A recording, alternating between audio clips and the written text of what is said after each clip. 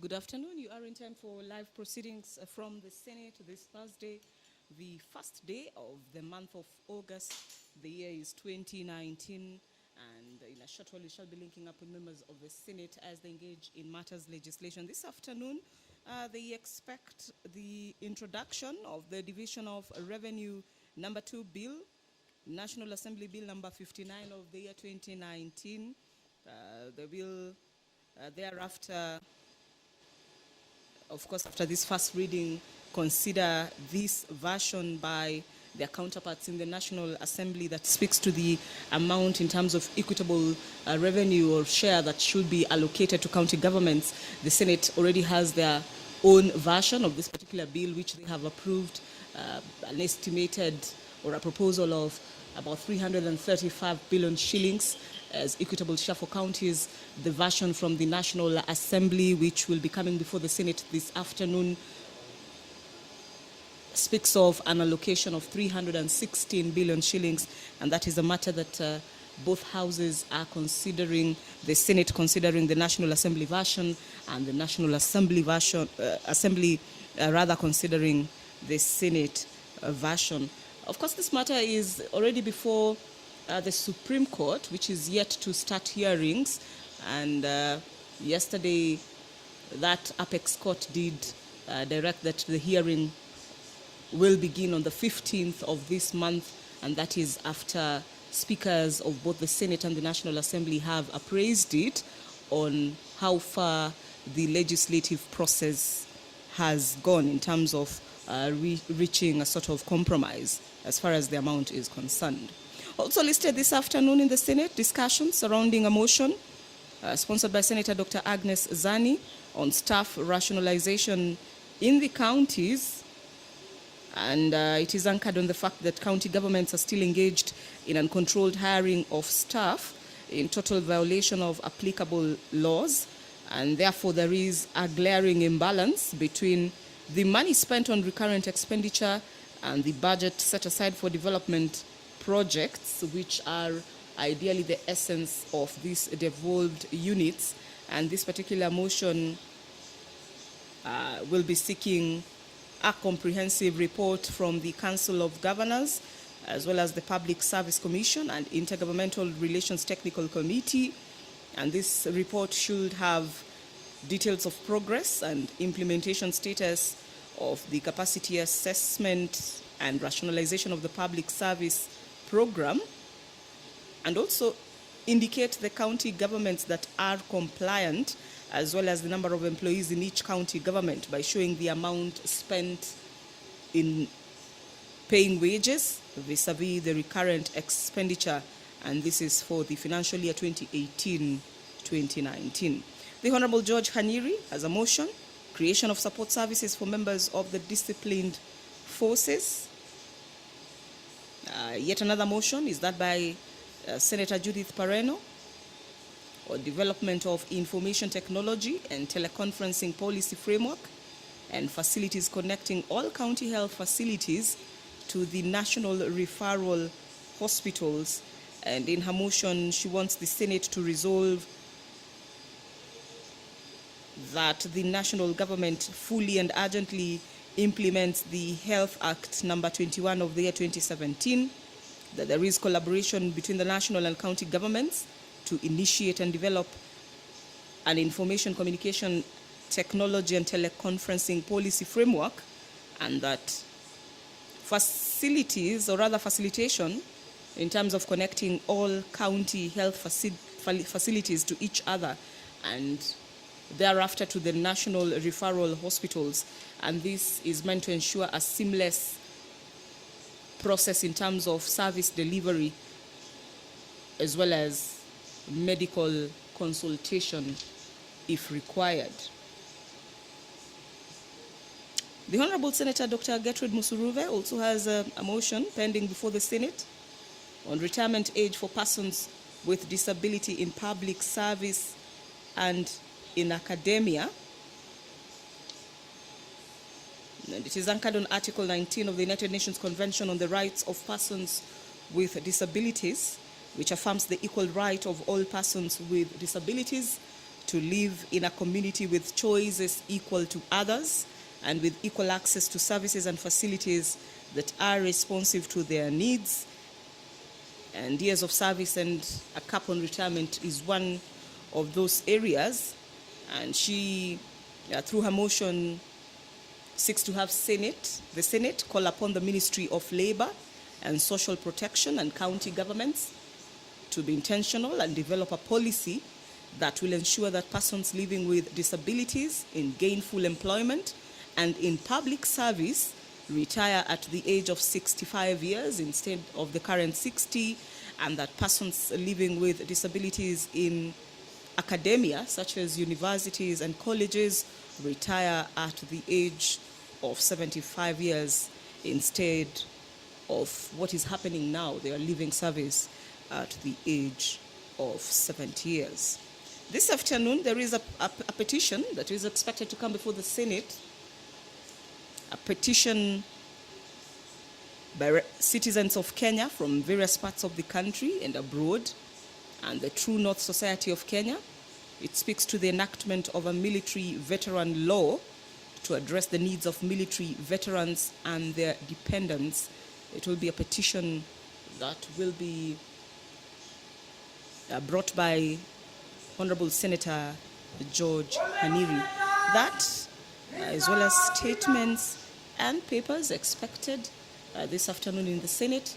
A live broadcast brought to you by the Parliamentary Broadcasting Unit in conjunction with the Kenya Broadcasting Corporation. My name is Vereso Mwanga, and on behalf of the entire crew, I welcome you to follow the proceedings. Good afternoon.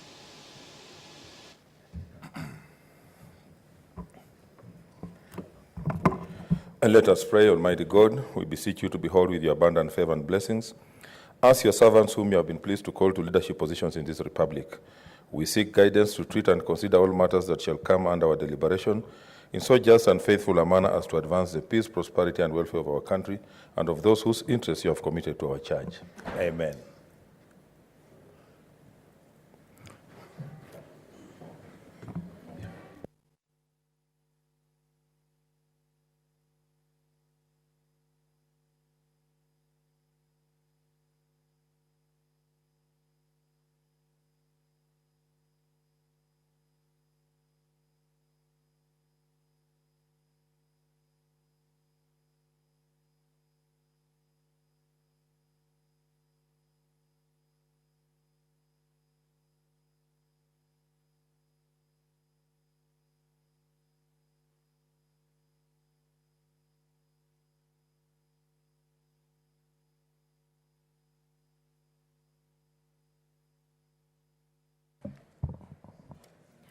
Order number 1, administration of oath. Order number 2, communication from the chair. Order number 3, messages. Order number 4, petitions. Senator George Haniri.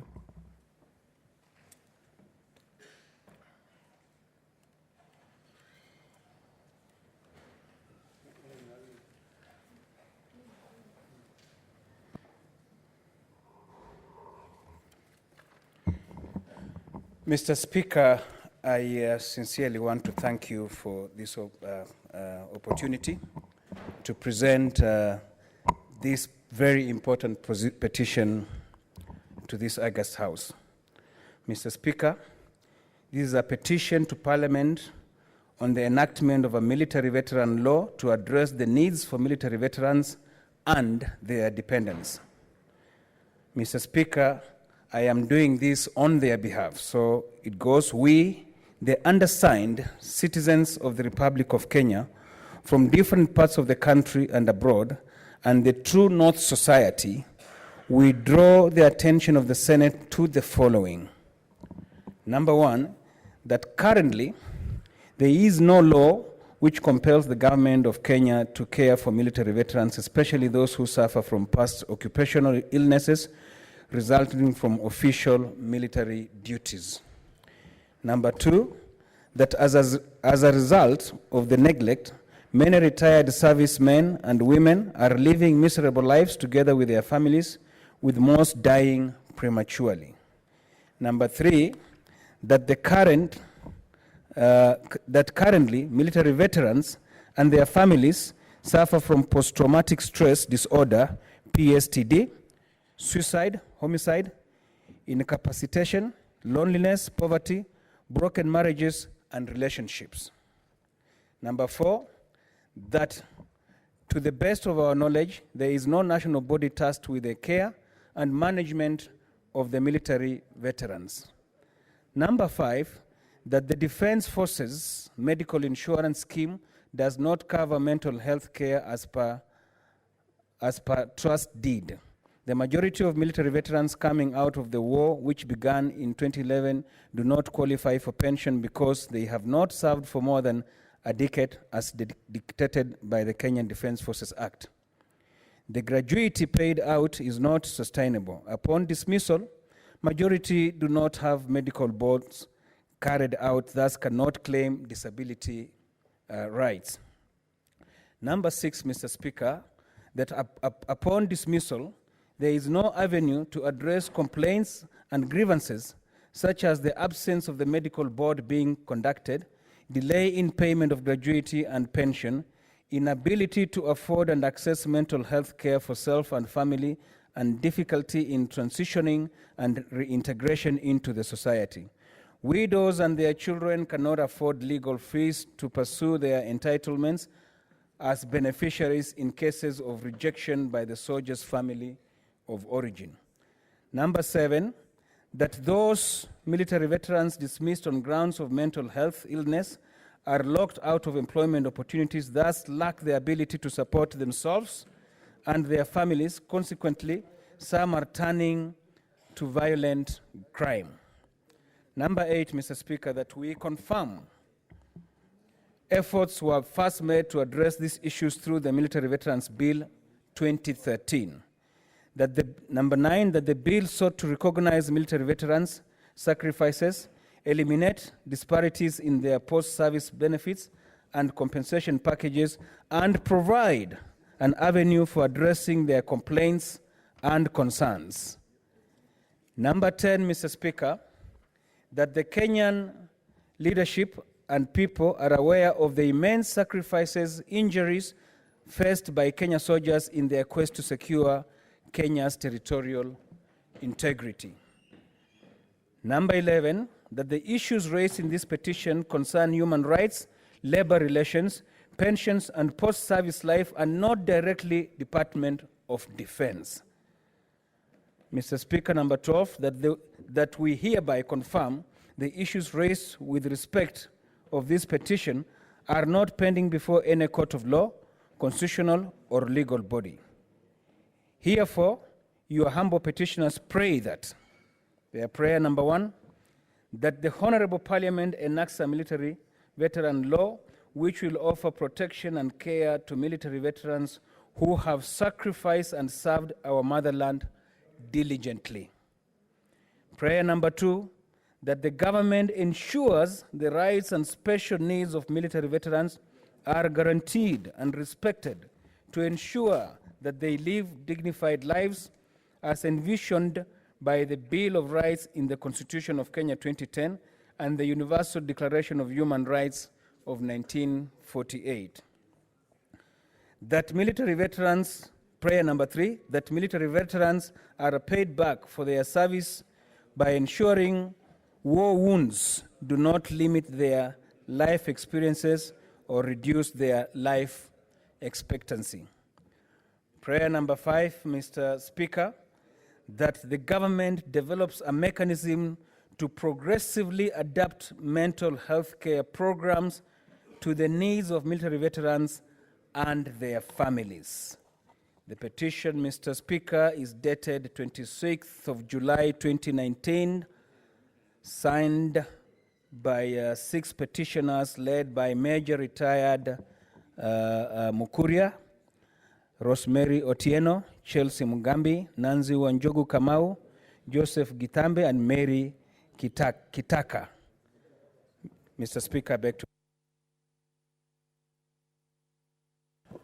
Okay, members, honorable senators, pursuant to Standing Order 231, I shall now allow comments, observations, or clarifications in relation to the petition for not more than 30 minutes. Senator Abdullahi Ibrahim.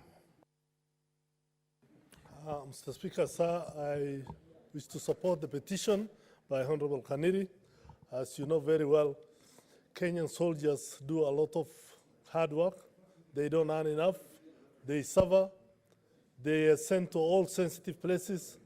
Most of them do not stay with their families, and they are in camps and barracks and in mobile centers all over the country, Mr. Speaker, sir. When they are working and moving around the country to secure our borders, they encounter a lot of hazards and a lot of problems, including landmines and other problems, Mr. Speaker. And as a result of that, if any of them is injured, as we have been told, they really suffer around and they are dismissed. What surprises me most of the time is that they are only in service for 9 years. And after every 9 years, it is renewed. How do people get even enough pension? Or how do they get enough gratuity if every 9 years they have to renew to stay in the military? And thus they get peanuts in that sense, Mr. Speaker.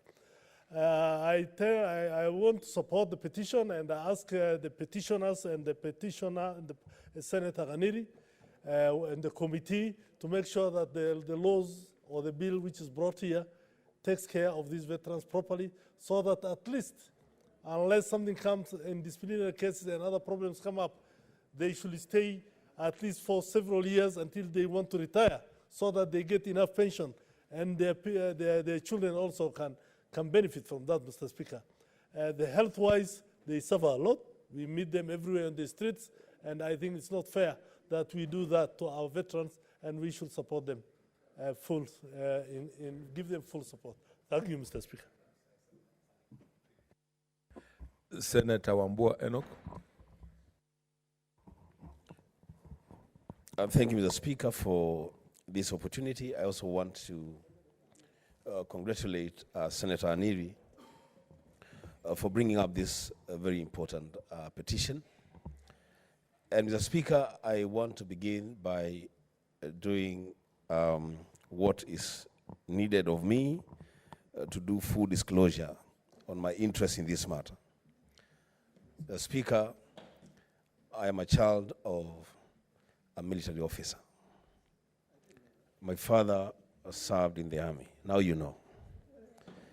And Mr. Speaker, if there is one issue that really this country needs to deal with in terms of taking care of veterans, is the establishment of a law that takes care of these officers, retired officers, and their families.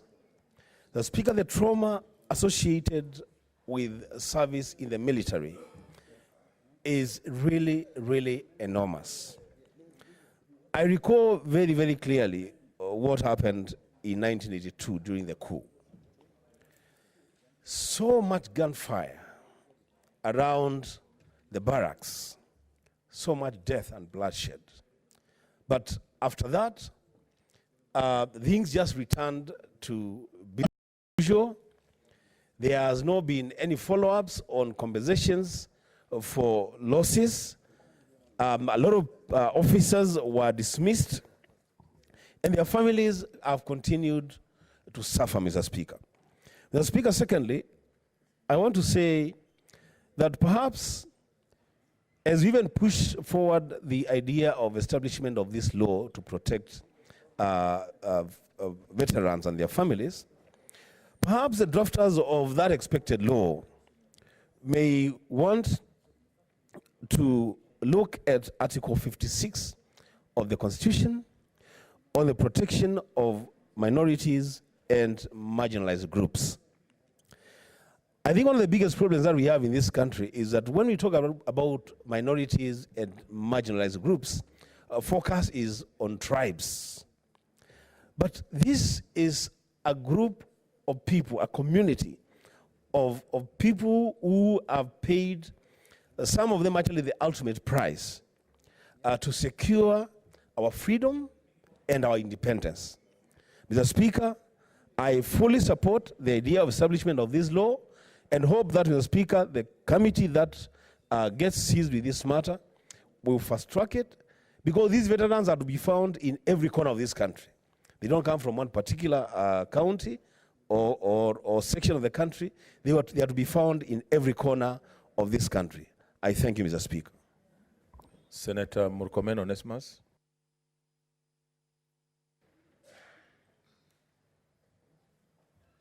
Mr. Speaker, I'd like to congratulate Senator Khaniri for coming up with this very important, bringing this petition on behalf of the petitioners. Mr. Speaker, I think it's only in Kenya where veterans are not a serious issue. All over the world, and particularly in developed countries, veterans' agenda and the agenda of retired policemen, army, all kind of armed forces who have served their country, is a big, big agenda. If you look at the American elections, there is no elections that has happened without a discussion about the welfare of the veterans.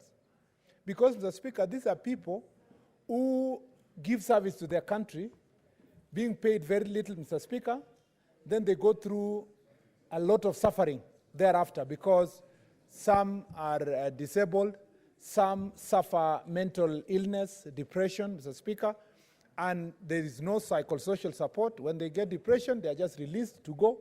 Mr. Speaker, veterans and veteran movement in Kenya needs attention of this House. It needs the attention of Parliament.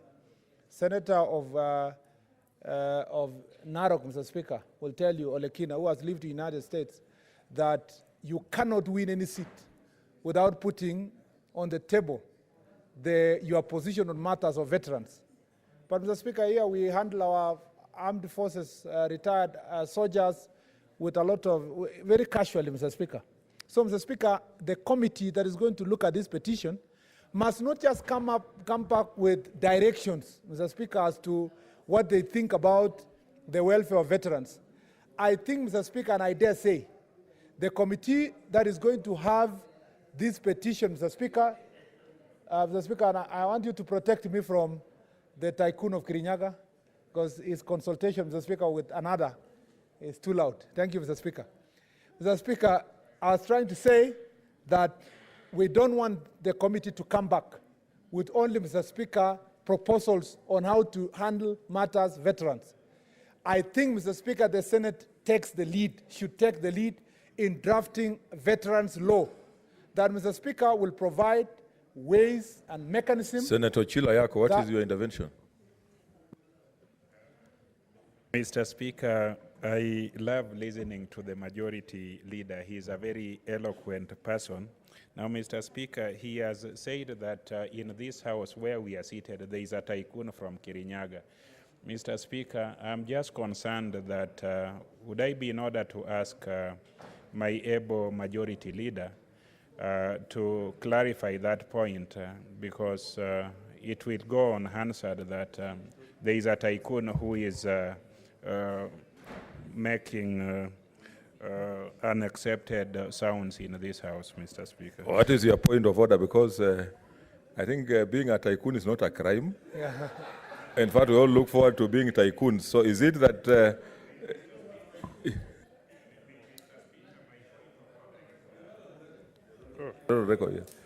Mr. Speaker, my point of order, the majority leader is a very serious debater.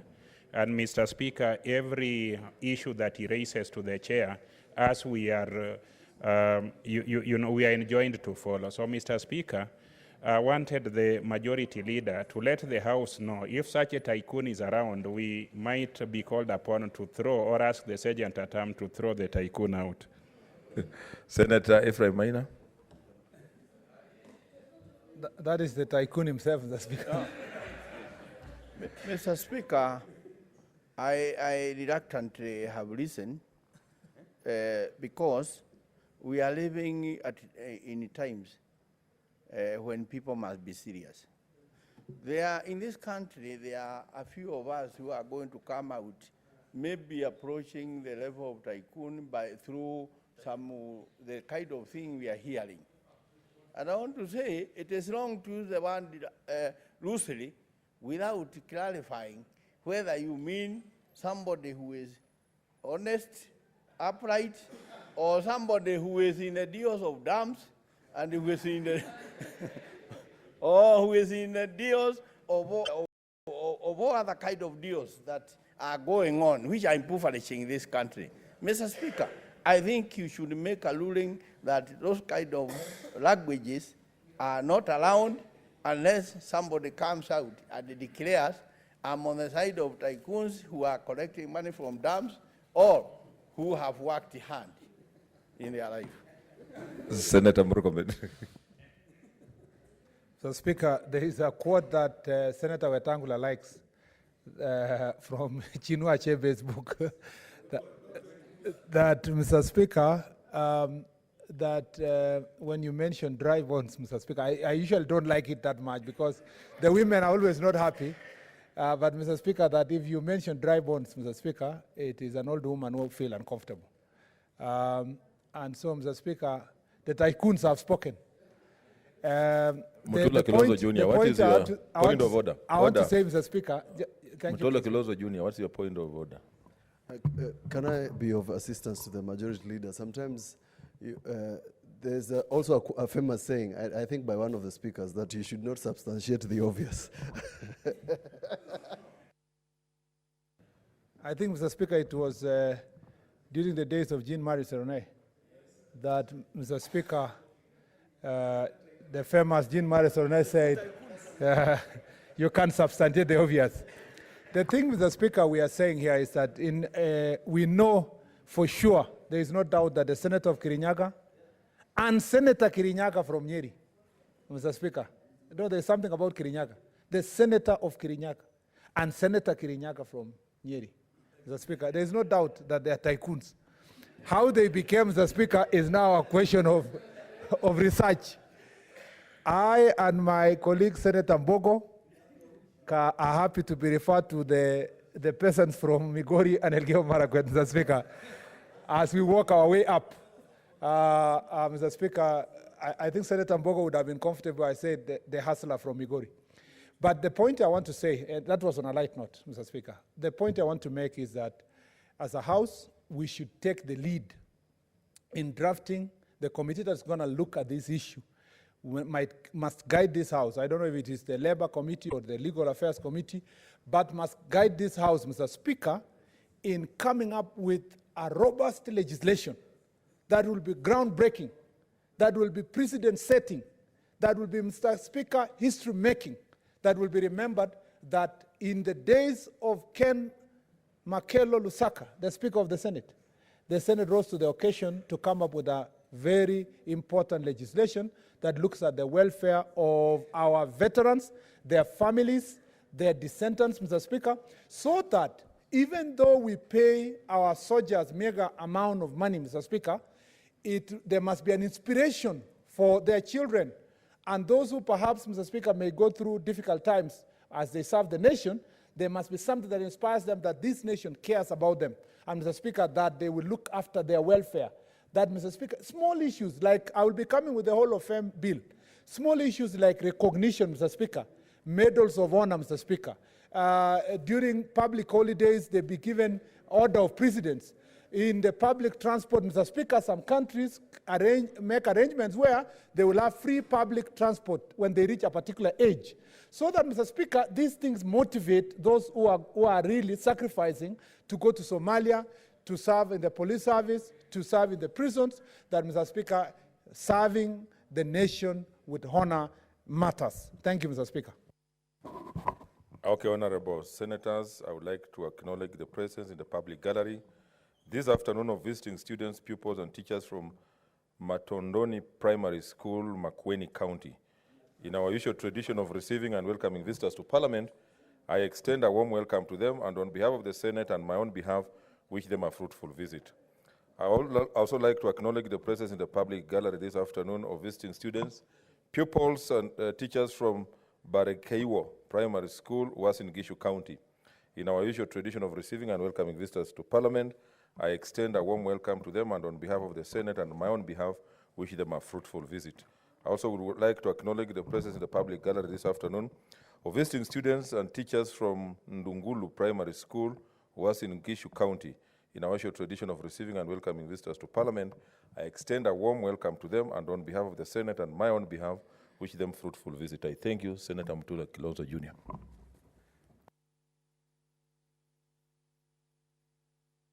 Thank you, Speaker. The way you made that sentence, it would have seemed that like I was seated in the gallery.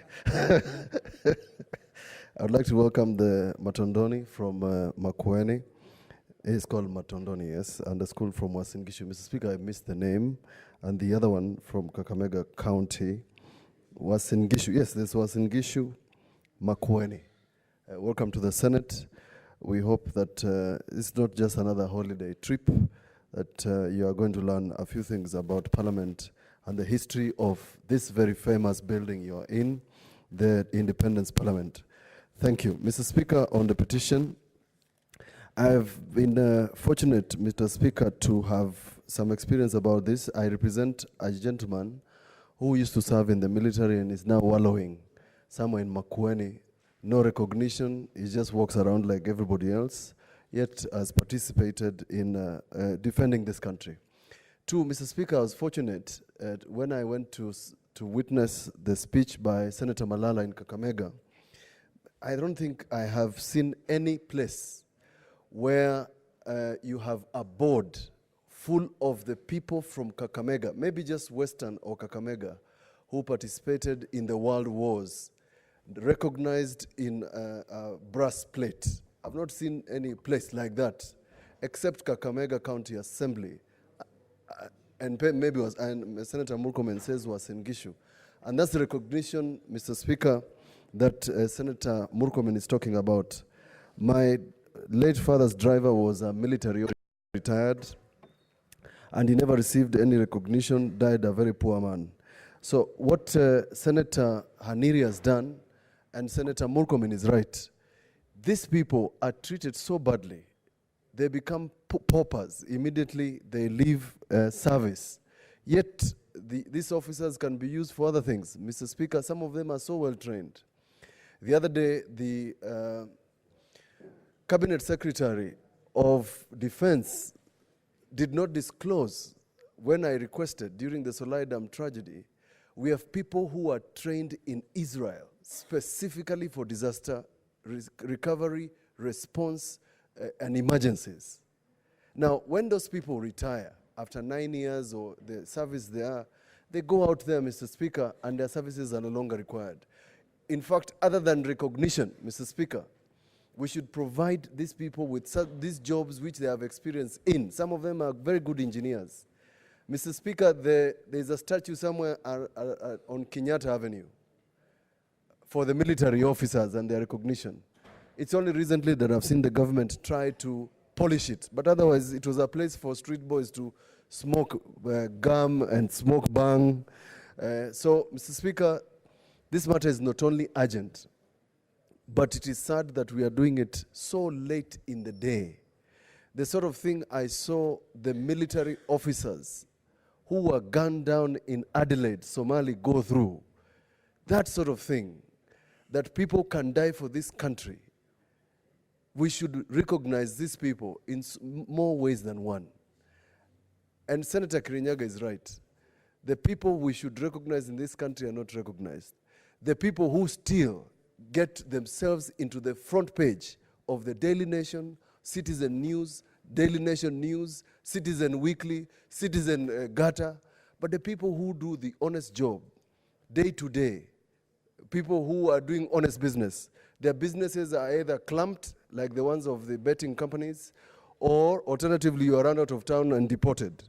But the people who steal will be in the news, you will be given the front seat for interviews by our various media stations. It is unfortunate. Thank you. You can see there's a lot of interest, so the host will come after this. I'll limit it to 2 minutes. Senator Haji Farhia Ali. Thank you, Mr. Speaker. Mr. Speaker, I also support this petition, and I wish to thank Senator Haniri for bringing it. Mr. Speaker, given all the elements that were listed, Mr. Speaker, are we really fair to these people, Mr. Speaker?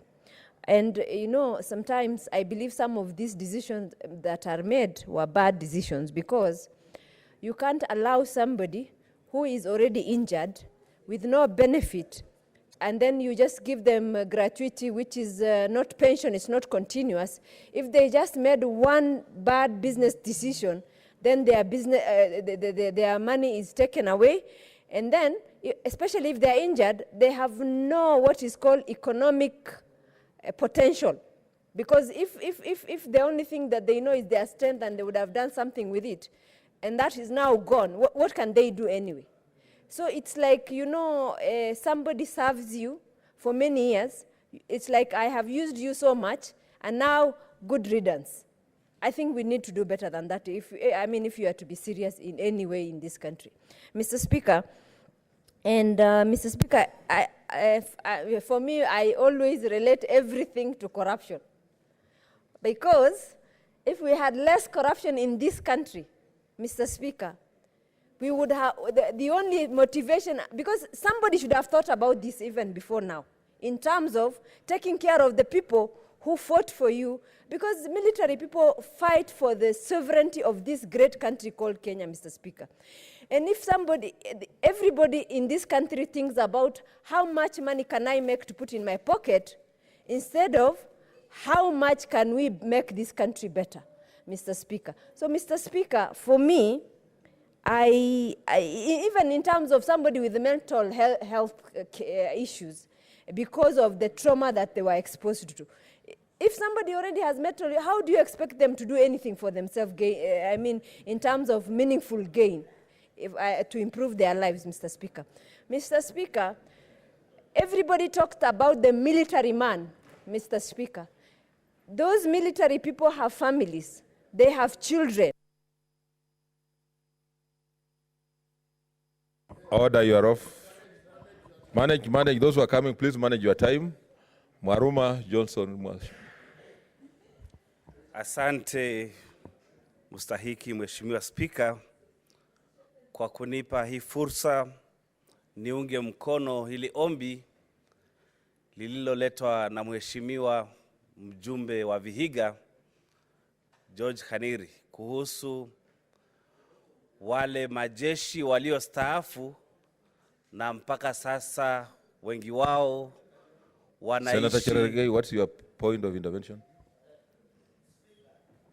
Sorry to interrupt my good friend Senator Maruma, but the last time I thought in your ruling you were supposed to be referred in Kiswahili as Mheshimiwa ama Bwana Speaker. Hii neno mustahiki inaweza elekea kama wakati ile ilielekea msungumzishi. So ni ulikuwa umetoa ile ruling ambayo inatakana sisi tufuate ni Bwana Speaker, Mheshimiwa Speaker. Sasa wakiongeza neno ingine mshtahikiwa na kulikuwa na mambo ya msungumzaji, itaelekea katika mambo kama hiyo. Nafikiria you are first of all mixing languages, and secondly you are the one who is trying now to drag us back in that direction. Senator Maruma, proceed. Asante Bwana Speaker kwa kunipa hii fursa ya kuendelea. Kusemolo kweli hili ombi lishachukua mkondo fulani tayari, ya kwamba ni vizuri wale watu ambao wamelinda nchi, wamejitoa mhanga kulinda nchi yetu na mipaka yetu na kuweka maisha yao mbele na maisha yetu nyuma, na saa zingine hawa majeshi hutumiwa kwenda kulinda nchi zingine, wapewe heshima. Ya kwamba ni jambo la kushangaza hawa watu ambao ni majeshi waliostaafu wanaweza ishi maisha uchochole na familia zao, ili hali walijitoa mhanga kutulinda sisi. Ule mwelekeo ulioko sasa, kwa kufupisha kabisa, ni kwamba kuwekwe sheria, Bwana Speaker, ya kuwapa bima ya kutosha na fidia ya kutosha, manake wengine wao tayari walitoka hata na madhara ya kimwili, madhara ya kiakili, Kwa hivyo kuwe na sheria itungwe ya kuwafidia hawa watu kikamilifu. Nafikiri hawa watu wako na watoto, wako na mabibi na wako na familia na wako na maisha baada ya huduma yao.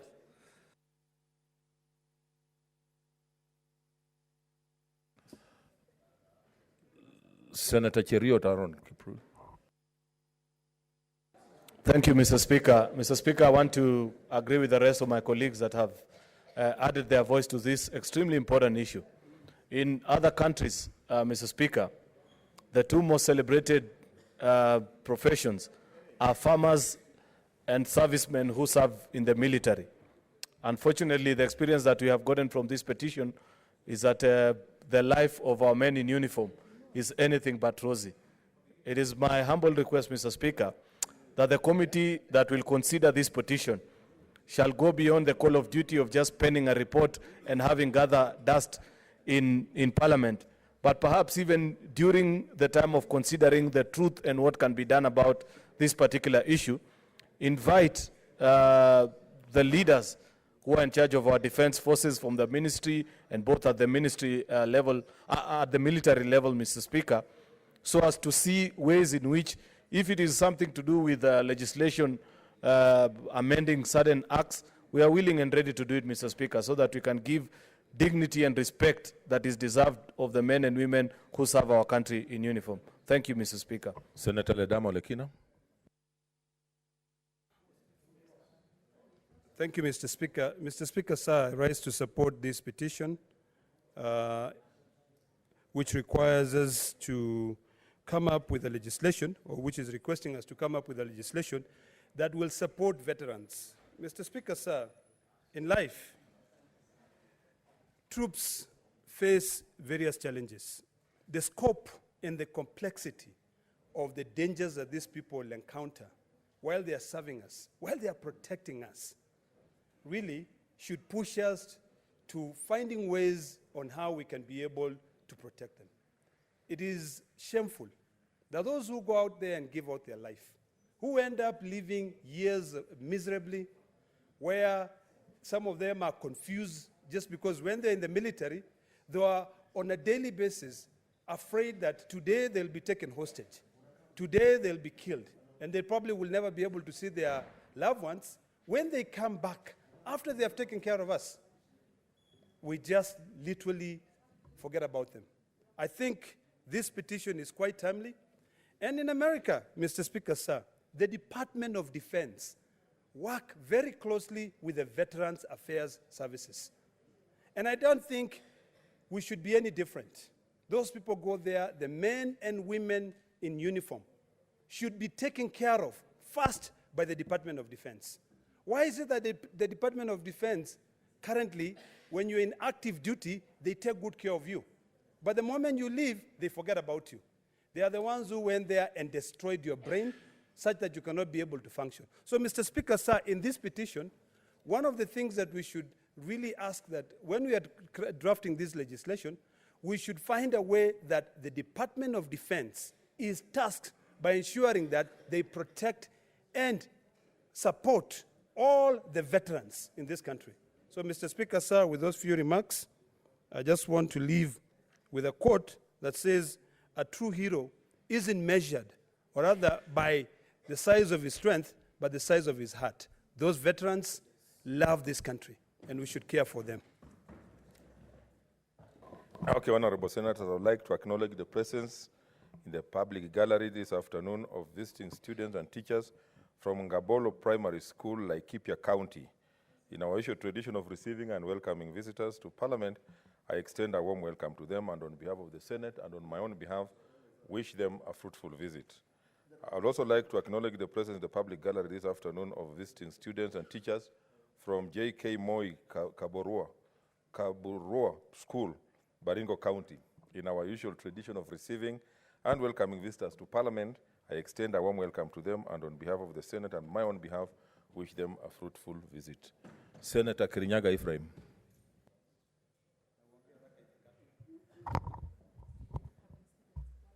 Yeah. First, Mr. Speaker, I may wish to start with welcoming these the students from Wasigishu, from Baringo, and from Makueni, and Laikipia.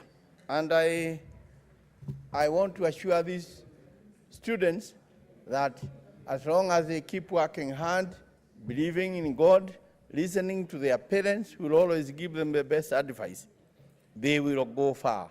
And Mr. Speaker, they should know that all of us sitting in this house started as simple students, and therefore their future is bright. Mr. Speaker, let my time now begin for the army now.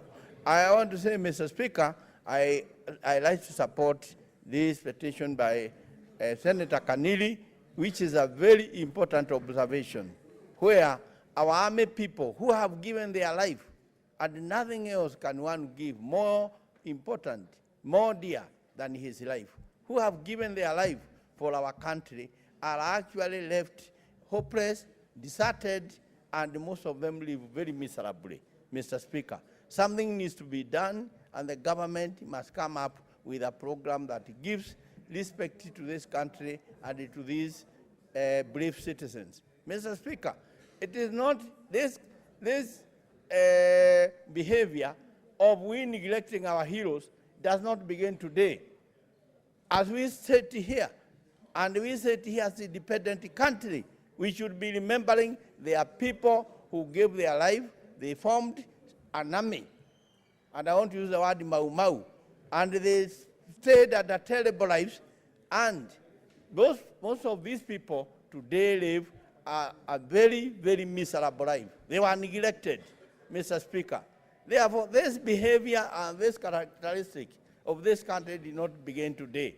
And I wish to say, because when people hear of Mau Mau, it was an army.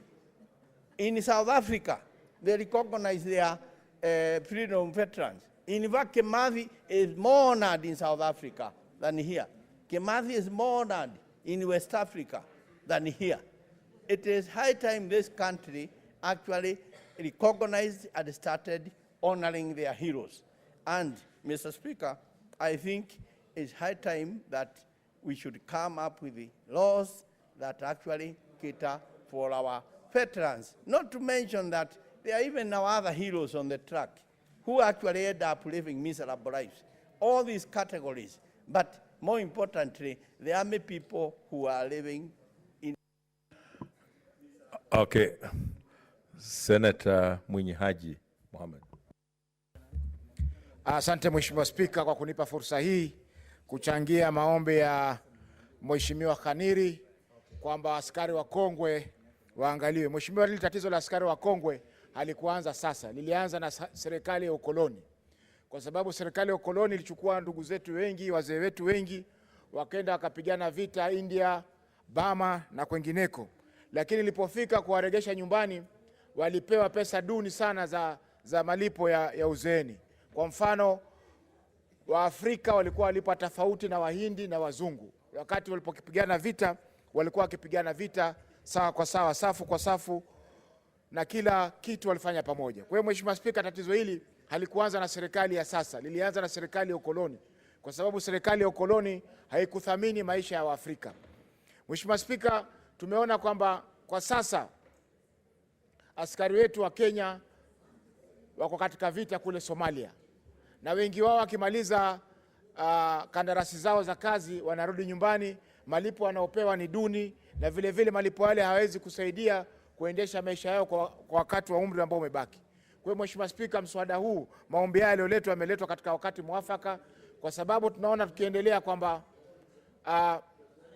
kila tukiendelea Mheshimiwa, tunaona kwamba matatizo ya askari wa Kongwe yanazidi kuongezeka. Kwa mfano, wengi, let's consult in low tones. Okay. Wengi wanapata majinamizi usiku wakiona kwamba zile vita walipokuwa vitani walikosa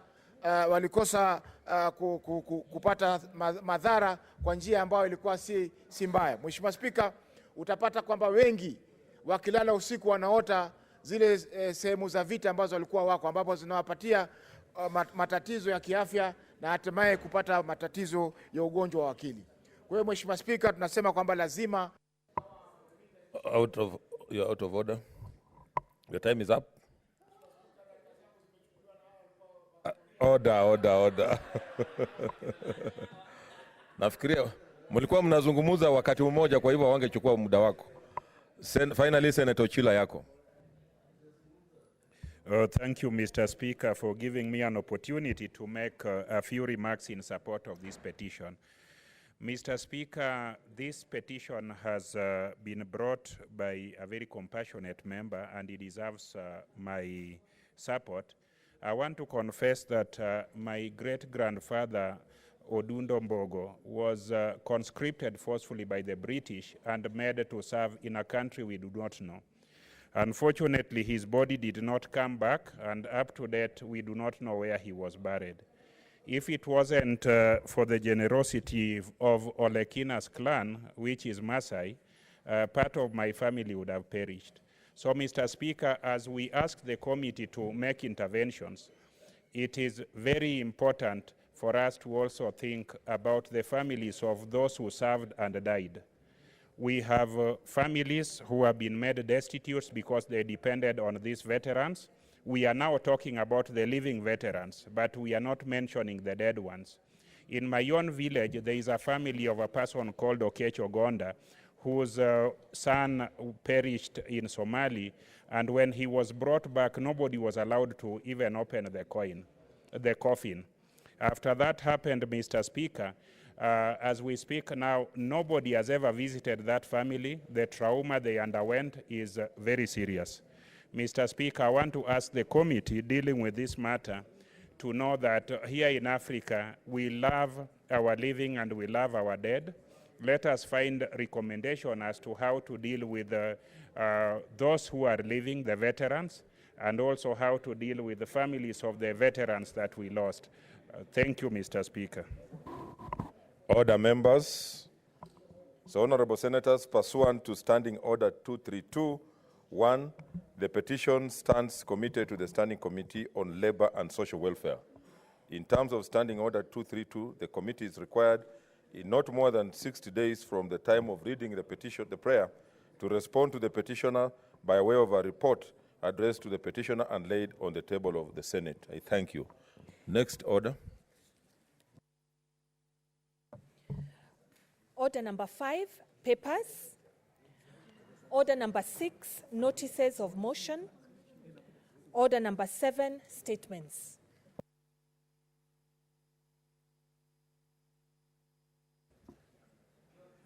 Senator Abshira Halake. Deferred. Senator Mutula Kilonzo Jr.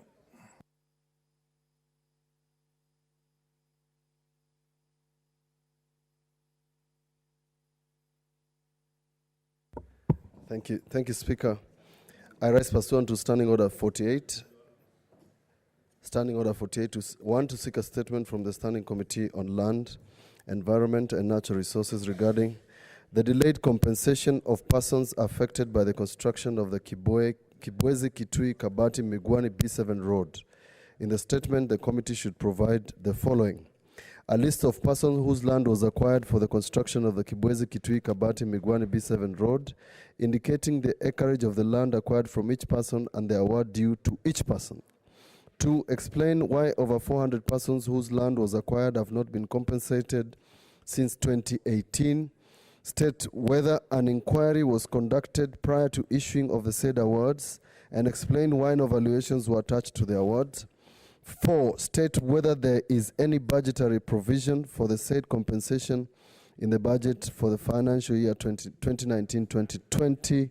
Finally, state when the affected persons will be paid. Thank you, Mr. Speaker. Senator Wambua Enoch.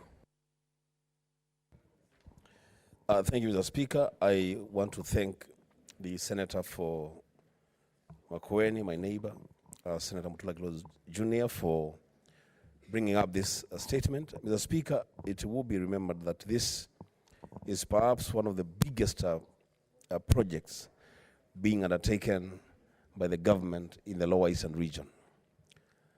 This project of the road between Kibwezi through Kuda Mutomo all the way to Migwani through Kitui town, the Speaker has brought a lot of issues. And I have had conversations with Senator Mutula over where this petition actually should go. And Mr. Speaker, I sit in the Roads Committee of the Senate.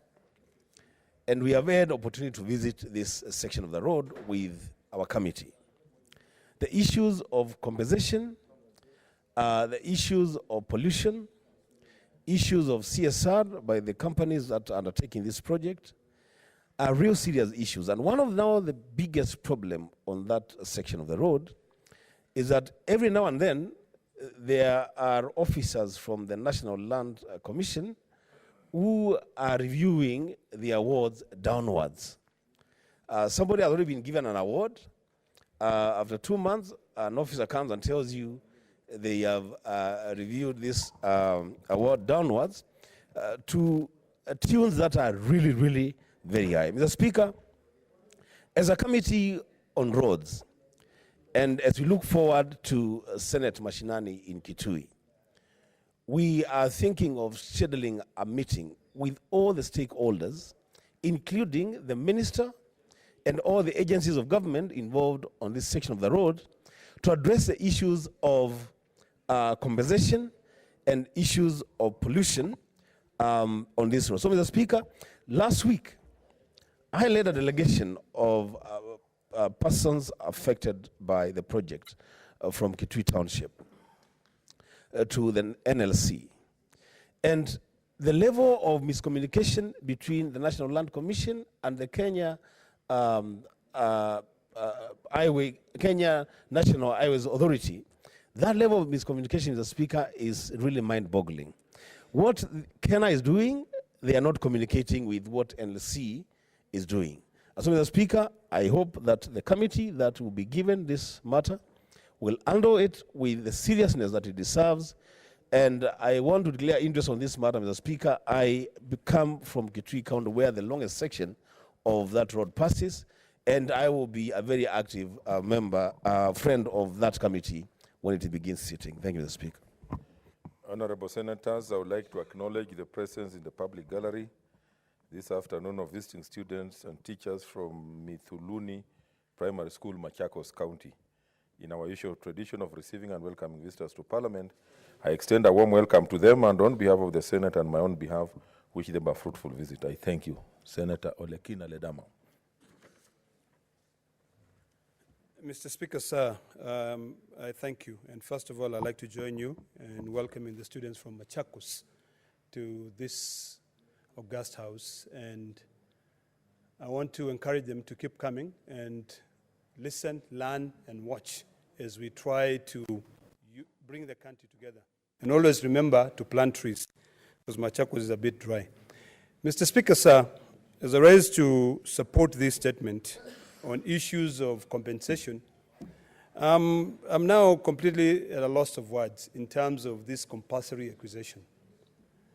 And I'm really looking forward to this statement, because maybe this will be able to help us solve a lot of problems. This issue of compulsory acquisition, Mr. Speaker, sir, has now been turned into a business enterprise. It has built cartels, people who prey on innocent Kenyans. It's as if, Mr. Speaker, sir, in this country we live in two different eras. Or rather, there are those people who are first class and the other people who are second class. Most of the people who suffer, Mr. Speaker, sir, in terms of compulsory acquisitions are poor citizens. And may it be a wake-up call to all of us as leaders here, that unless we take our brief moment from our mother's womb to our tomb in defending those people whose properties is taken away by the government to be able to better other people, all of us will be cast by those innocent people who stay hungry. Mr. Speaker, sir, it's sad that in this country, maybe the planning was done poorly, such that when the government now wants to construct roads, they have to take land away from innocent people. Maybe other people did it intentionally, but I think it is about time. I know we discussed the issues of the land index bill in this house, where we are still waiting the issue of for it to be assented into a bill. But we still have a law. And that law, Mr. Speaker, sir, is very clear in terms of the process of compensation. You acquire, you gazette, you pay.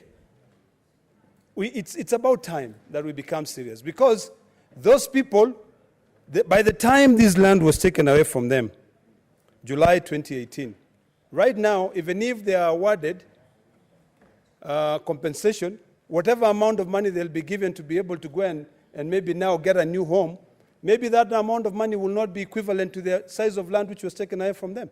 And now, when I hear my colleague, the distinguished senator from Machakos, stating that the award is being sort of like lowered on a daily basis, it worries me. So, Mr. Speaker, sir, the Committee on Lands have got to be serious once and for all. Really sit down with the Ministry of Lands, sit down with NLC, and try to, as they're seeking this statement, to try and find a way on how we can bring sanity to this enterprise, which is designed to only benefit those rich people who go about and grabbing lands. So, Mr. Speaker, sir, finally, I want to say this. If we in this House of Union do not take this matter land very seriously, next time when we are out, it will be our pieces of land which will be grabbed, and we'll be scratching our head and say, I wish I knew. You know now, act now. I thank you, Mr. Speaker, sir. Senator George Ochila Yako. Thank you, Mr. Speaker. Mr. Speaker, land is the basis of all manner of freedom. In fact, people talk about freedom of speech, freedom to do anything, but you are freer if you are doing it on your land. In fact, even freedom to walk naked, you can only walk naked in your land. You can't go to somebody's land and try to do those things. So when a government dispossesses you forcefully under compulsory acquisition of your land, they have actually denied you all manner of freedom. So this is a matter that should not be taken lightly. This is a matter that the committee responsible should know, that there are Kenyans out there who had their land, and that land was taken from them, and they are now destitute. They cannot exercise any form of freedom, even to joke, because if somebody came to your office, Mr. Speaker, to joke, you would throw them out. That's your office.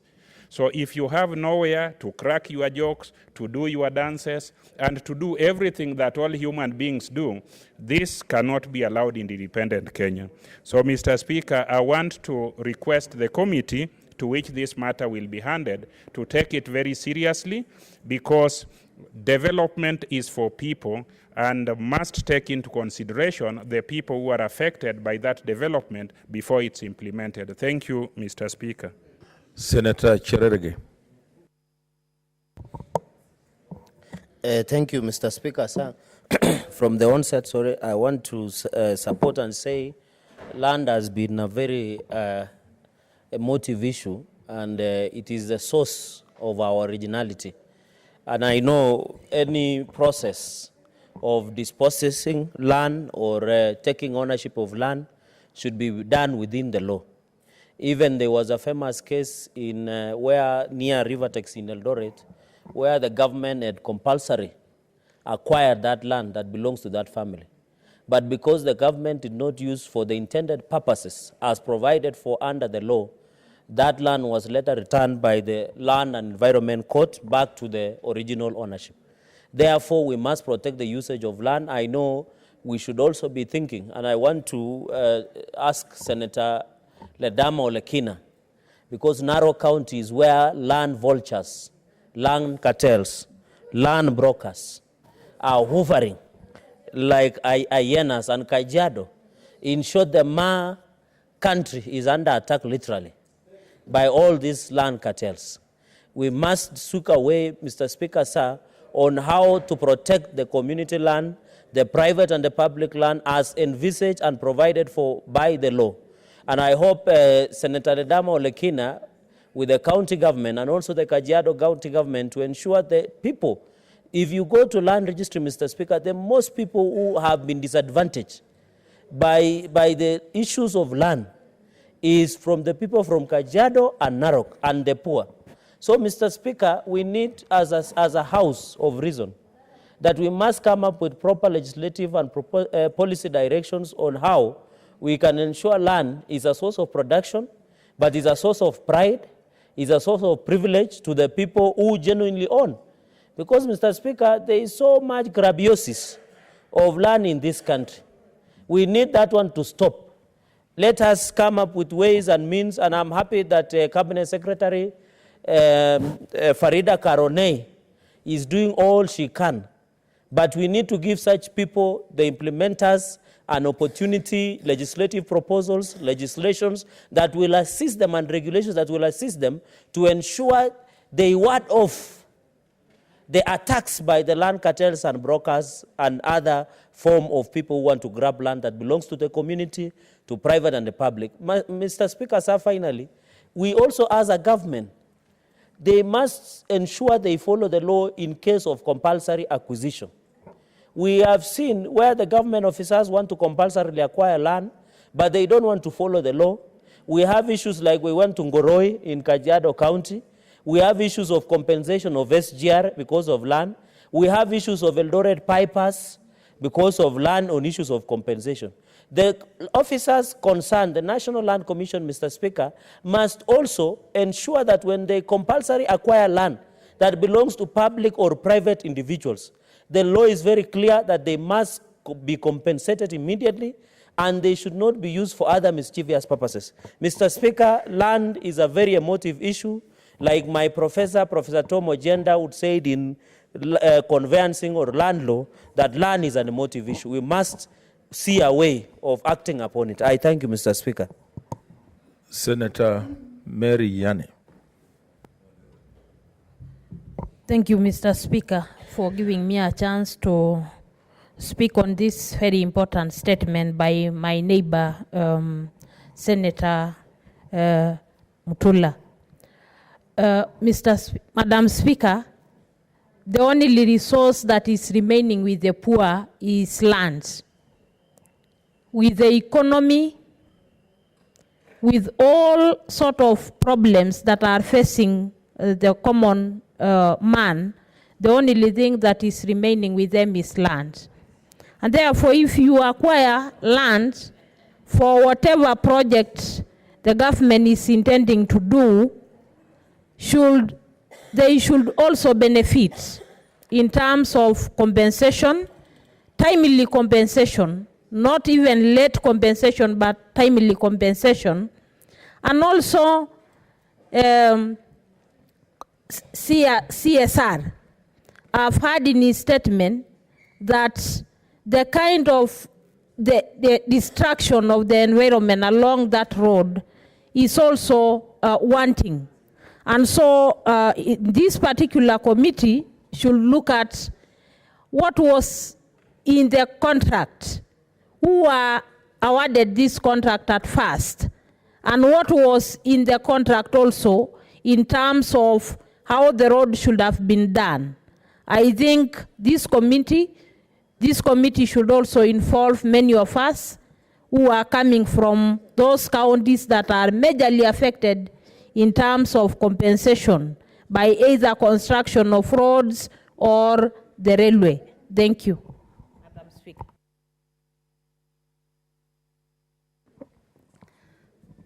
I see no further request on this statement. We therefore go to the next statement. Oh, Senator Prenge, Victor. Thank you, Madam Speaker. As the Vice Chair of the Lands Committee, I wanted to assure the Senator that I've sought the statement that we will work on it in conclusivity, and we will work with him, and I wanted to invite him in all the meetings that we'll be doing with the National Land Commission and the Ministry, so that we work, we bring a very tangible report to that statement. Then we go to the next statement. Senator Dr. Ali Abdullahi Ibrahim Ali. Thank you, Madam Speaker. I have two statements which were combined before but separated. I can ask us both of them and we'll see how it goes. Madam Speaker, I rise pursuant to Standing Order 48-1 to seek a statement from the Standing Committee on Labor and Social Welfare regarding the recent announcement by the government on hiring of public servants. In the statement, the committee should expound on the policy regarding the recent announcement by the government that from July 2019, the government will hire public servants on contract as opposed to the normal permanent employment. Number two, I rise pursuant to Standing Order 48-1 to seek a statement from the Standing Committee on Labor as well and Social Welfare regarding the pension plans for county government officers who are seconded from the national government for functions that are devolved, such as health and agriculture. In the statement, the committee should explain the status of pension for county government officers who are seconded from the national government for functions that are devolved, as stated earlier. Madam Speaker, we have problems in all these issues where the above staff fall as regards pension, whether they fall under the national government or the county government for those ones who are seconded, and how does this circular on contract affect also both what level grade is what level of pay grade is affected. Madam Speaker, I thank you. I will allow short comments on that statement. Senator Mbogo George Ochilo. Thank you, Madam Speaker. Madam Speaker, I want to congratulate my brother, Dr. Ali, for this concern about workers. Mr. Speaker, when we talk about achievement of any output, we must be mindful of terms of services and condition of our workforce. To talk about a blanket proclamation that all future employments will be contractual, I think is short-sighted.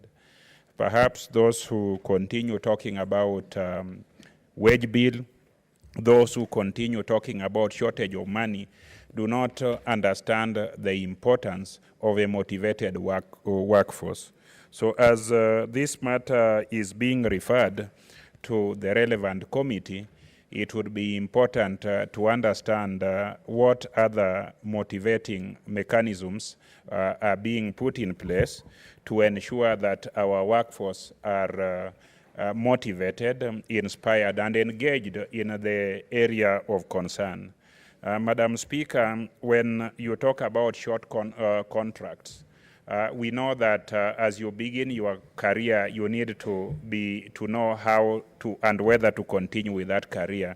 And these are important issues that the committee should extract from the cabinet secretary or the department that is making this proclamation. Without this, I can assure you, Madam Speaker, we are going to have demotivated workers who have short-term goals and who do not have the long-term objective and vision of this great nation in mind when they are getting employed. And I thank my brother for this very good statement. Senator Mwaruma Jones Mwashushe. Thank you, Madam Speaker, for this opportunity to contribute to this very important statement about employment. I do not support employment of government through contractual means because there are so many downsides, Madam Speaker, that come with such employment. Number one, when you're employed and your contract ends, then it's very difficult to get another job. So you're not assured of your future. And number two, the government uses a lot of money in training the people who are working for government. It is irrational for the government to use a lot of money, train staff, and then let them go after 3 to 4 years. Number three, Madam Speaker, when you employ somebody, people grow through the job. The more you work for a particular organization or in a particular sector, the more you gain experience. Madam Speaker, experience is not bought. Experience is acquired as you work And so I would like to say that I don't support employment in government through contracts. Madam Speaker, the design of employing by contract requires that you pay the employees a lot of money.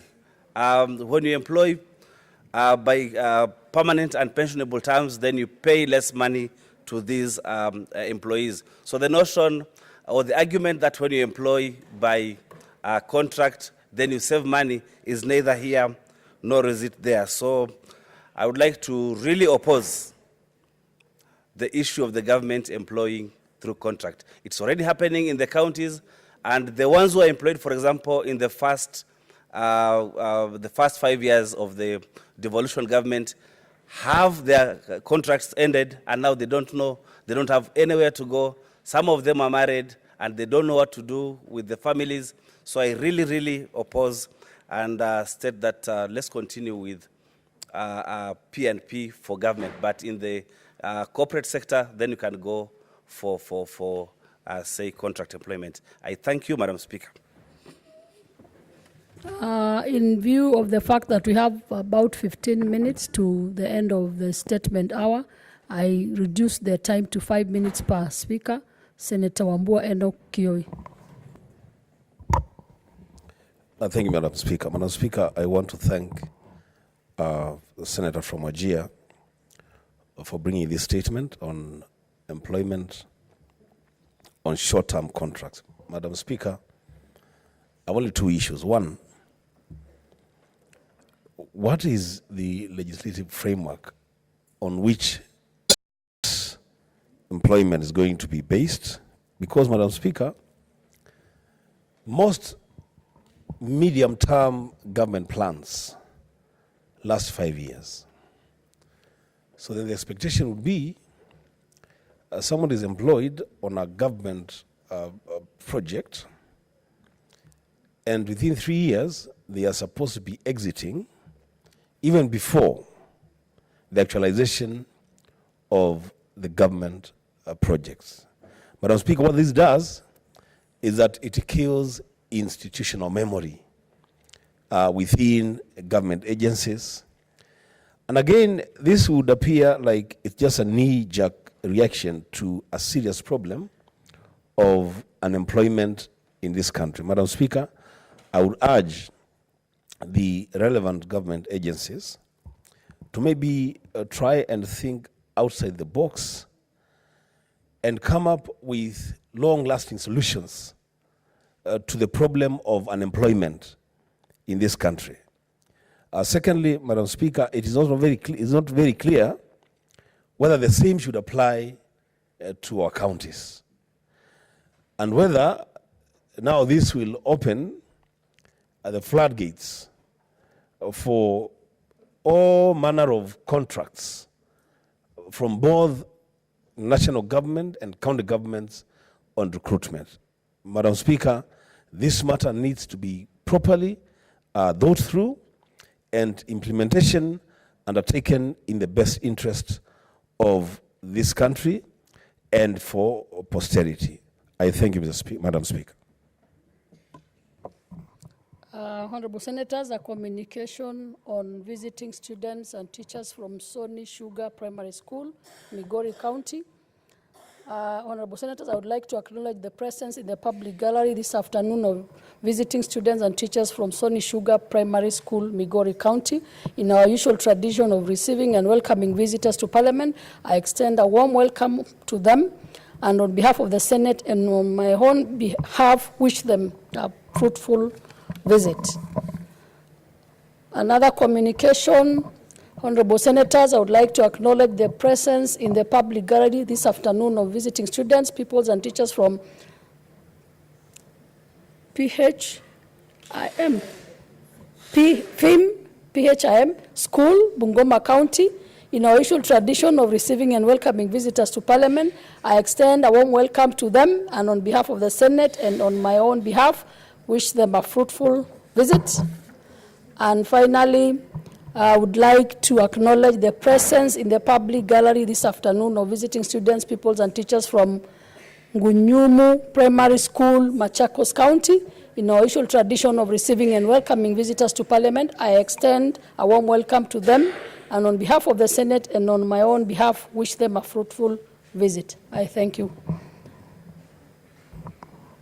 Senator Inima Gertrude Musuruve. Madam Speaker, allow me first of all to join you in welcoming all the students and teachers who are in the gallery today. And I'm happy because they are here. They're going to really pick a leaf from our debates, and they'll see how much we are concerned, Madam Speaker, about issues of national importance. And also, even as they go back to the counties, they'll actually express what they saw in the Senate, because we are representing them here effectively, and they'll actually have statements to give back home. Madam Speaker, I want to now go back to the statement of Senator Dr. Abdullahi.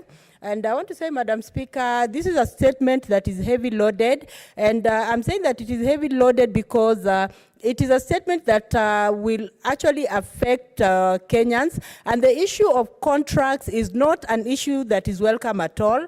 One of the things that makes workers be committed to their job, Madam Speaker, is the fact that they know that when they're working, they'll get value for their job. That is, you'll work maybe for about 10 years, 15 years, and in the process, you can even take a loan and buy a piece of land and build for yourself a house. And if you go to the bank, they'll actually give you a bank loan. But Madam Speaker, in view of having contracts of about 3 years, 5 years, it is not possible to even get a loan from the bank. The bankers will just tell you, you don't qualify for a bank loan. So there's need for really ensuring that we are not demotivating our workers, because there's also a danger in demotivating workers.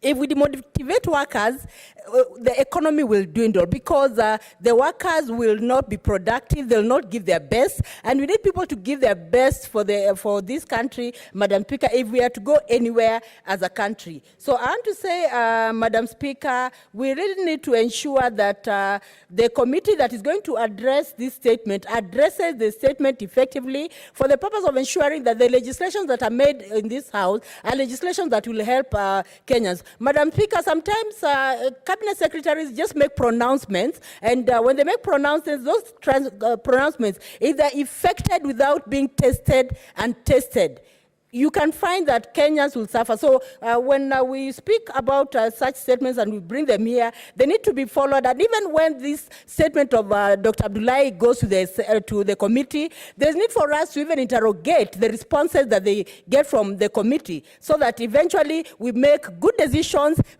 for this country. Madam Speaker, thank you for giving me the opportunity, and I commend Dr. Abdullahi for the statement.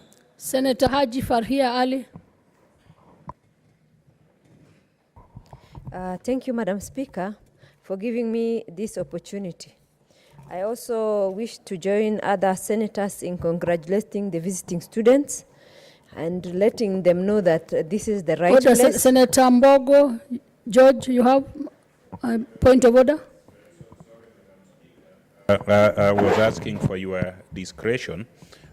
My students from Sony are in the gallery and they didn't hear my voice. So I wanted to find out if it was in order for me to request you to see me. You had seen me earlier, but if you could see me thereafter.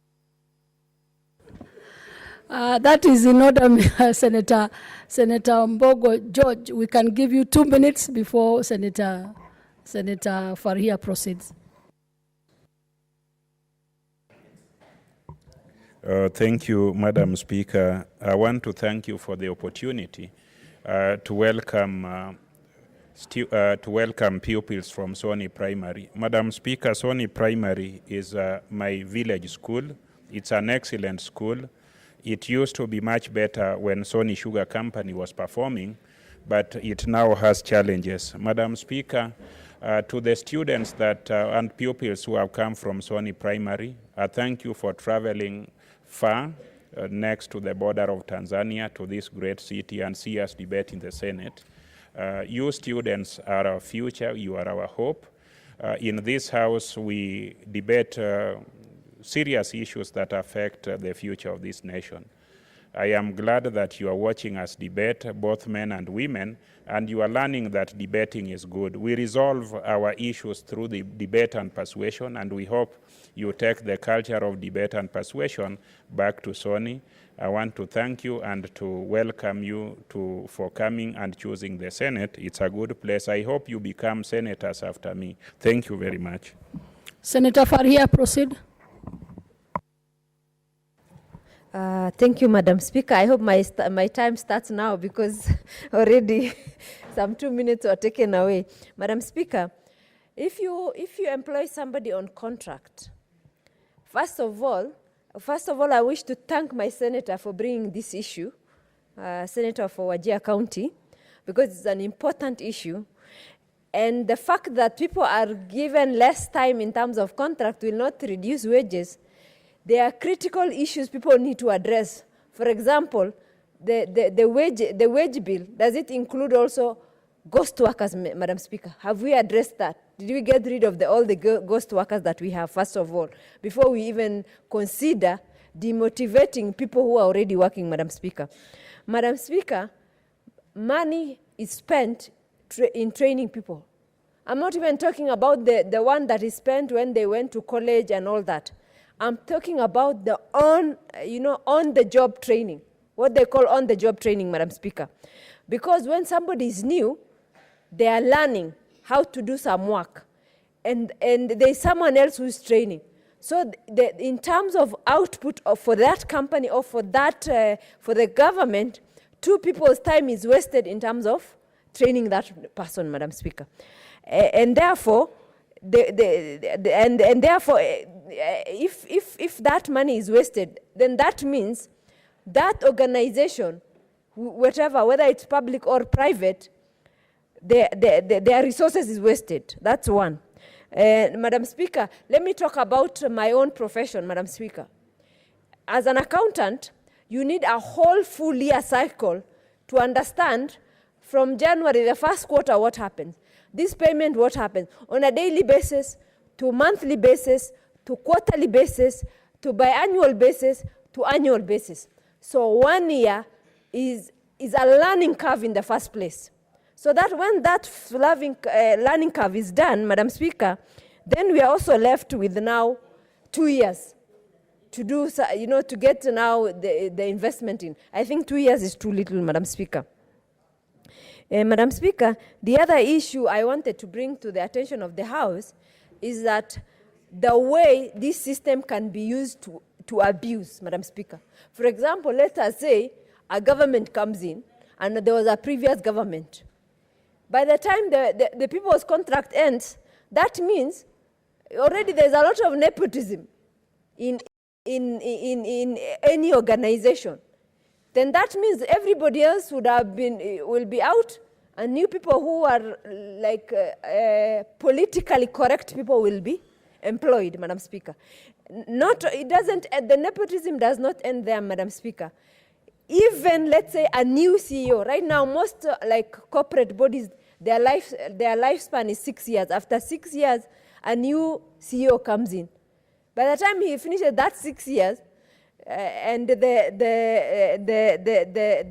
leader is from Taita Taveta. I'm just giving that example because Senator Maruma is just there. By the time the CEO, maybe there will be only Taitas in that office, for example. I'm just giving an example, Madam Speaker, not to imply that the Taitas are much more employed. Madam Speaker, the other thing is, this has already been tested by other organizations, Madam Speaker, and it failed miserably. For example, even like a skill like fundraising, let's say, even like Treasury and all other people, they have to create linkages, and they have to understand how the system works. And Madam Speaker, by the time they learn the 3 years is over, another team comes in to disrupt.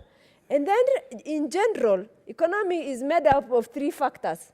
There are people, there is capital, which is financing, and there is also land.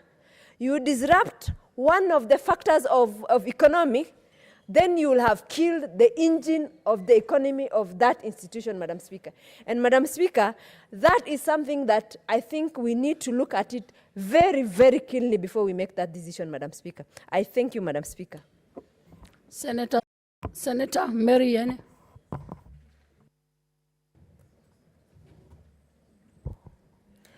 Madam Speaker, I want to congratulate Dr. Ali for having thought of this.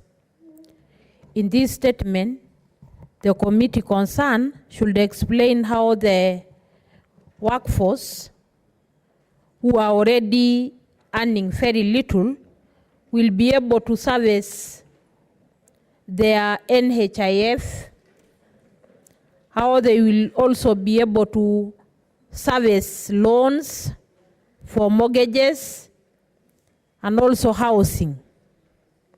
Madam Speaker, you know that in Kenya, so many people do not even have houses, and they need to buy these houses through loans. And therefore, the ministry, in engaging the staff in 3 years, will have to see what framework if they put in place to enable their workforce be able to service these housing loans. We also need to know from the ministry whether they've already done a research on this and the preparedness to handle this workforce under contracts. Madam Speaker, we also need to know what framework have they put in place to be able to encourage professionals who have undergone for studies to study this particular career for many, many years, and you come and you are just told you'll only be engaged or employed for 3 years. Madam Speaker, I think it is very important for the ministry to first sit and think critically on this matter of contracts rather than just doing road sides pronouncements on this very important policy shift of human resource. I thank you.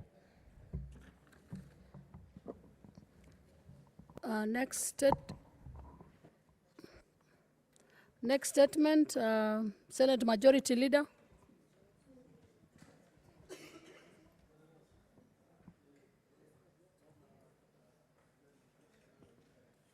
Senate Majority Leader to issue a statement on the business of the Senate.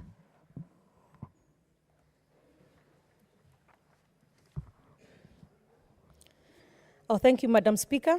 Honorable Senators, pursuant to Standing Order 52.1, I hereby present to the Senate the business of the House for the week commencing Tuesday, 6th August 2019.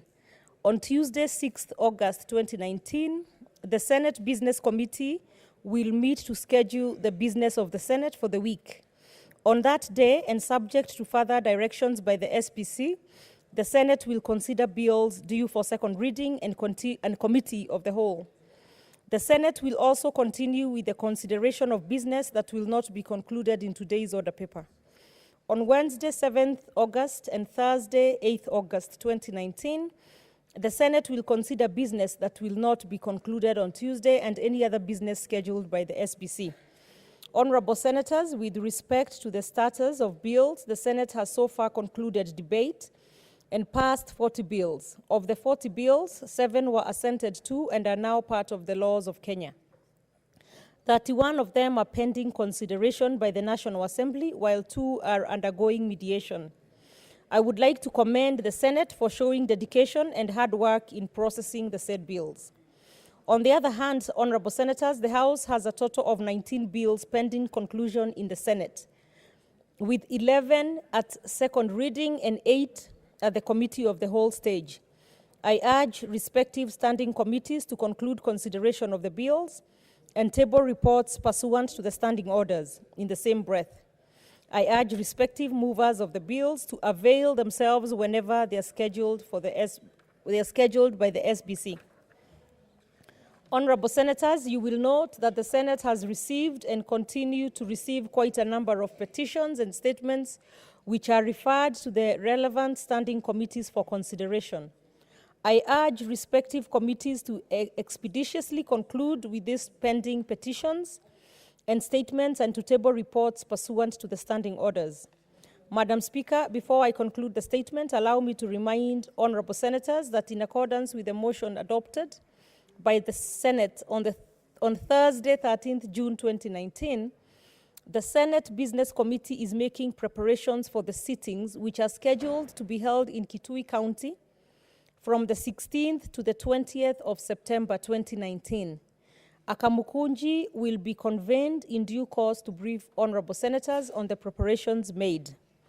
In addition, I wish to remind honorable senators that pursuant to a resolution made on 14th February 2019, the Senate will proceed on recess on Friday, 9th August 2019, and resume on Tuesday, 10th September 2019. Madam Speaker, I thank you and hereby lay the statement on the table of the Senate. Honorable Senators, we are done with the statements. We now move to the next order.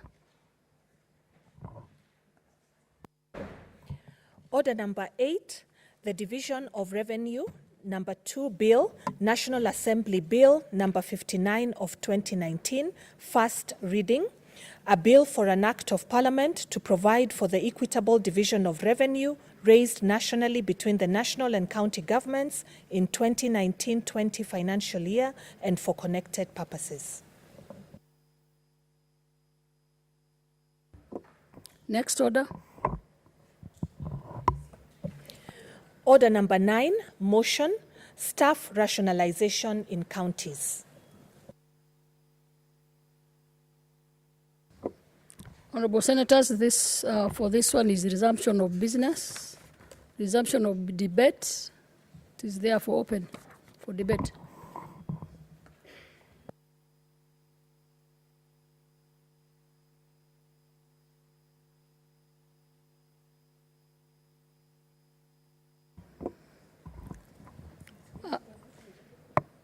Senator Musuruve. Staff rationalization.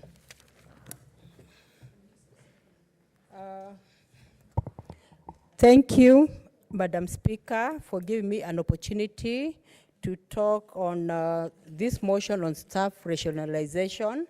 And I want to say, Madam Speaker, that when we are talking of staff rationalization, actually many organizations, large and small, rationalize staff due to a number of reasons. And one of the most important reasons that calls for staff rationalization is the slumping economy. You'll find, Madam Speaker, in some organizations, maybe in a situation where organizations are not doing well, they prefer, cutting down on the number of staff. And sometimes, Madam Speaker, it is because of technological advances.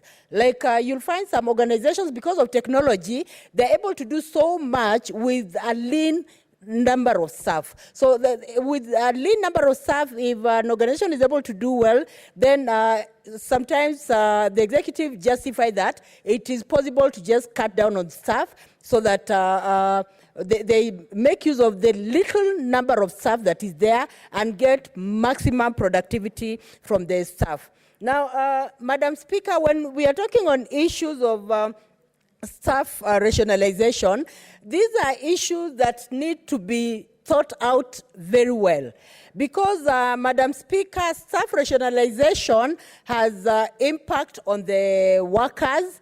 It has impact on the remaining staff. Now, in a situation where an organization decides that they're going to lay off a number of staff, you'll find that the ones remaining will work with a lot of fear of the unknown. First of all, they're not sure whether they'll be kept on the job. So in that case, they'll not give their maximum to the organization. They'll not give their best to the organization. And that means if they're not giving their best to the organization, it means the organization will not be doing well. And so, Madam Speaker, I want to say that in as much as we are looking at issues of staff rationalization in the counties, there's need to really ask ourselves, even the staff that are going to be laid off, have they been given time to really know that they're going to be laid off? Because they need to be taken through the laying off stages. They need to be told in advance that they'll be laid off probably in 6 months' time. And even when they're told, Madam Speaker, there's need for capacity building and for sensitization for them to know that if they're going to be laid off, then there are other opportunities. Because, Madam Speaker, if staff rationalization is done instantly, it can have very bad repercussions even for the workers themselves. Because these workers, you'll find that most of them know very well that they're making a living, they have families, they have children, they have hospital bills to pay, maybe they have school fees to pay. And so just coming up to say instantly that the job is coming to a stop, or maybe in 2 months' time you'll be laid off, that can be very devastating. Madam Speaker, I remember at one point the post office people laid off some staff. And some staff were not prepared for this. So what happened to some people who were laid off instantly? Some of them even got strokes. Some of them even, went to, died very early simply because it was a shock. So there's need to really ensure that it is well thought, it is well done, so that even when staff are going, they are at peace. Madam Speaker, I want to say that even when it comes to staff rationalization, there are various methods of doing it. For example, re-engineering can be done. And when you're talking of staff re-engineering, we are saying that in such a case, you'll find that there are some tasks that can be done by very few people, maybe through technology. And so in that case, it means that in laying off people, the larger group, then the small group that remains should be prepared to really give, maybe even work double. And if they're going to work double, they really need to be encouraged, which means maybe that their salary needs to really go up. And also, even staff rationalization can be very expensive, Madam Speaker, if it is done well.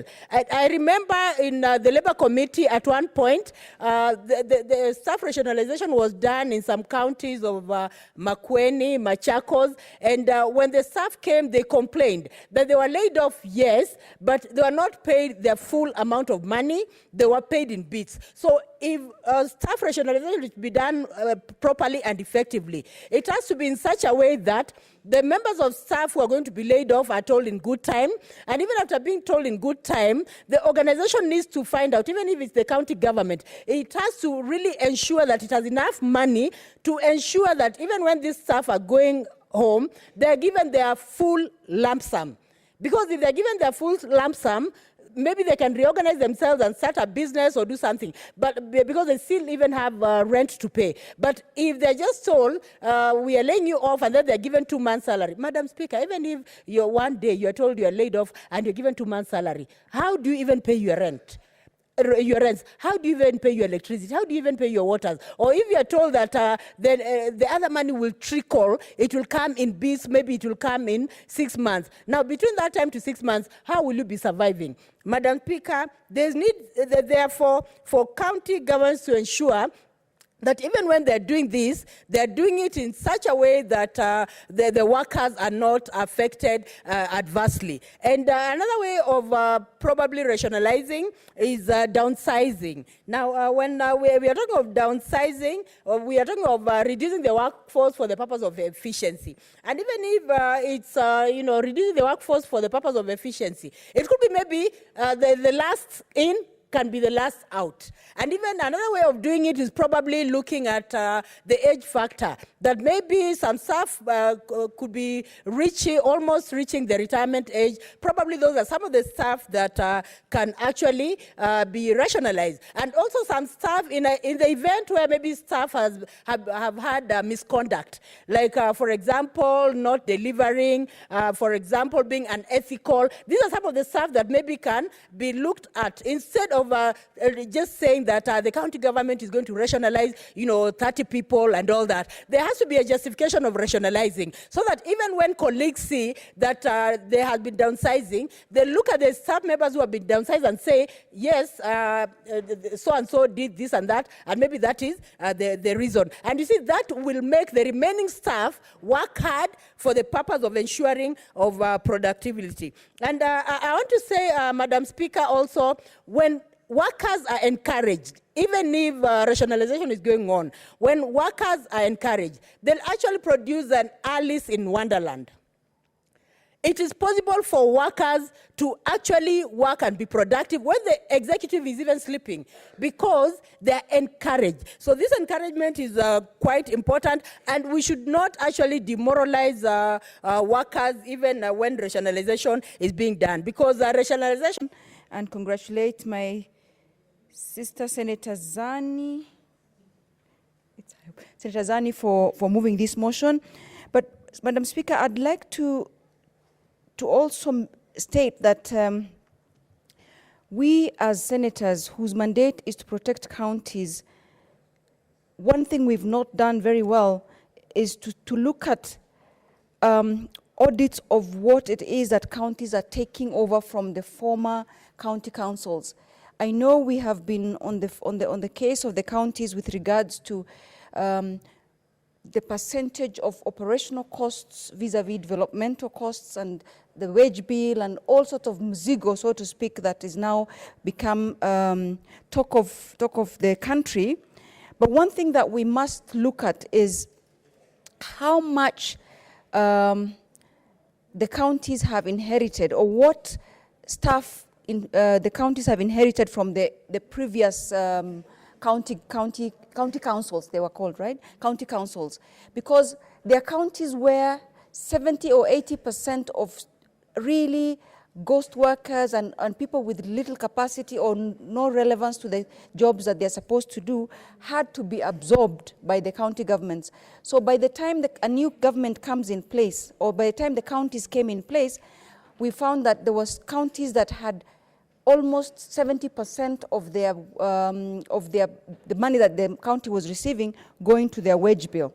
Now, I think one thing that maybe perhaps through a substantive bill or a substantive piece of legislation should be done is the transition between the issues around the transition between the former county councils and the counties, and then look at what it is that can be done so that in any transition or in any new government, then we look at what the burden is. Because every time a new government, county government comes in place, then they have not only the things that they have to do in their own manifestos, but the inheritance from the county councils that they have inherited from the now defunct county councils.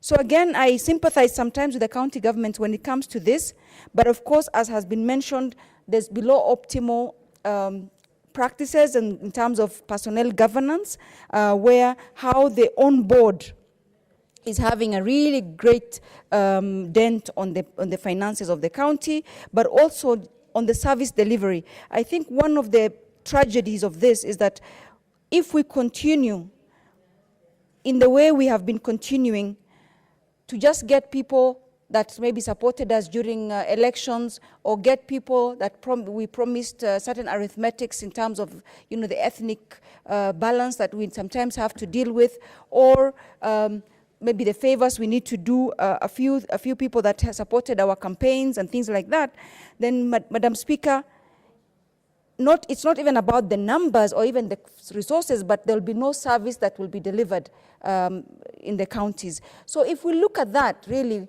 what capacities are people coming with? on what basis are people coming on board, then we will start to really look at the issues around counties. And this is why people are feeling the burden. People wouldn't be feeling the burden if they're getting really good service from these people. So, and it's not just counties, Madam Speaker, and I hope that this motion, I know we are concerned with counties and we protect counties and our mandate as Article 96, but I wish we could really make sure staff rationalization goes all the way, even to national government. Because we have, one of the things that has become a big issue is that we don't have a really working public service. And public service, at least at the national level, I know has a lot of capacity. But why is it not working? And this is why we see all these other authorities and commissions and parastatals that when you look at the work they're supposed to do is exact replica of what the ministries are supposed to do. So I think the entire public service needs to be looked at, both at national and county levels. But I think this bill is very timely, especially coming from the Senate, who is the custodian and the steward and the oversighter of counties and protector of counties. I support this bill, but I hope that we really look at also some of the historical issues that have caused our counties to have this bloated workforce that is unsustainable, so to speak. And I look forward to seeing this bill, this motion implemented, and perhaps this rationalization effected at least in this 12th Parliament. I support, Madam Speaker. I see no further requests, and I therefore call upon the mover to reply.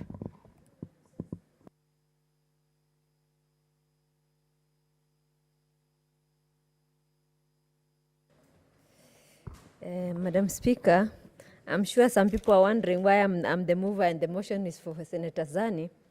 My sister has requested me to reply on her behalf. So I wish to thank Senator Zani for bringing this motion. I also wish to thank Senator Ongeri, Senator Professor Ongeri, Senator Dr. Musuruve, Senator Wako, and Senator Abshiro for contributing on this bill. Madam Speaker, a lot of issues have been raised by this motion, Madam Speaker, and different speakers have spoken to it, Madam Speaker.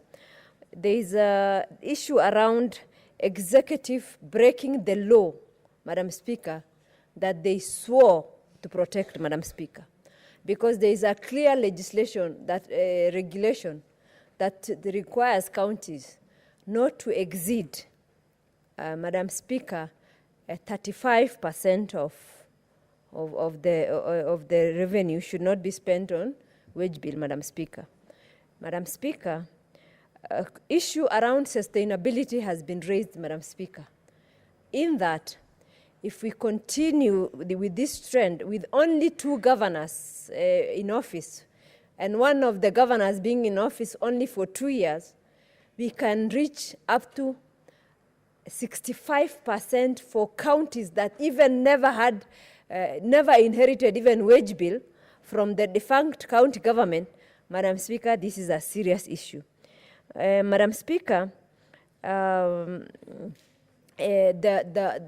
other issue that has been canvassed is the fact that if this trend of increase in wage bill continues, then not only is the development of the counties will be threatened, service delivery will be no more, Madam Speaker. Madam Speaker, issues around ethnicity has been raised, issue about job security has been raised. Madam Speaker, ability of MCA to oversight counties have also been raised, because there is also a provision in the regulation that requires the CEC Finance to explain the reasons why the county has exceeded the required threshold, and for them to even provide a measure in terms of reducing the wage bill, Madam Speaker.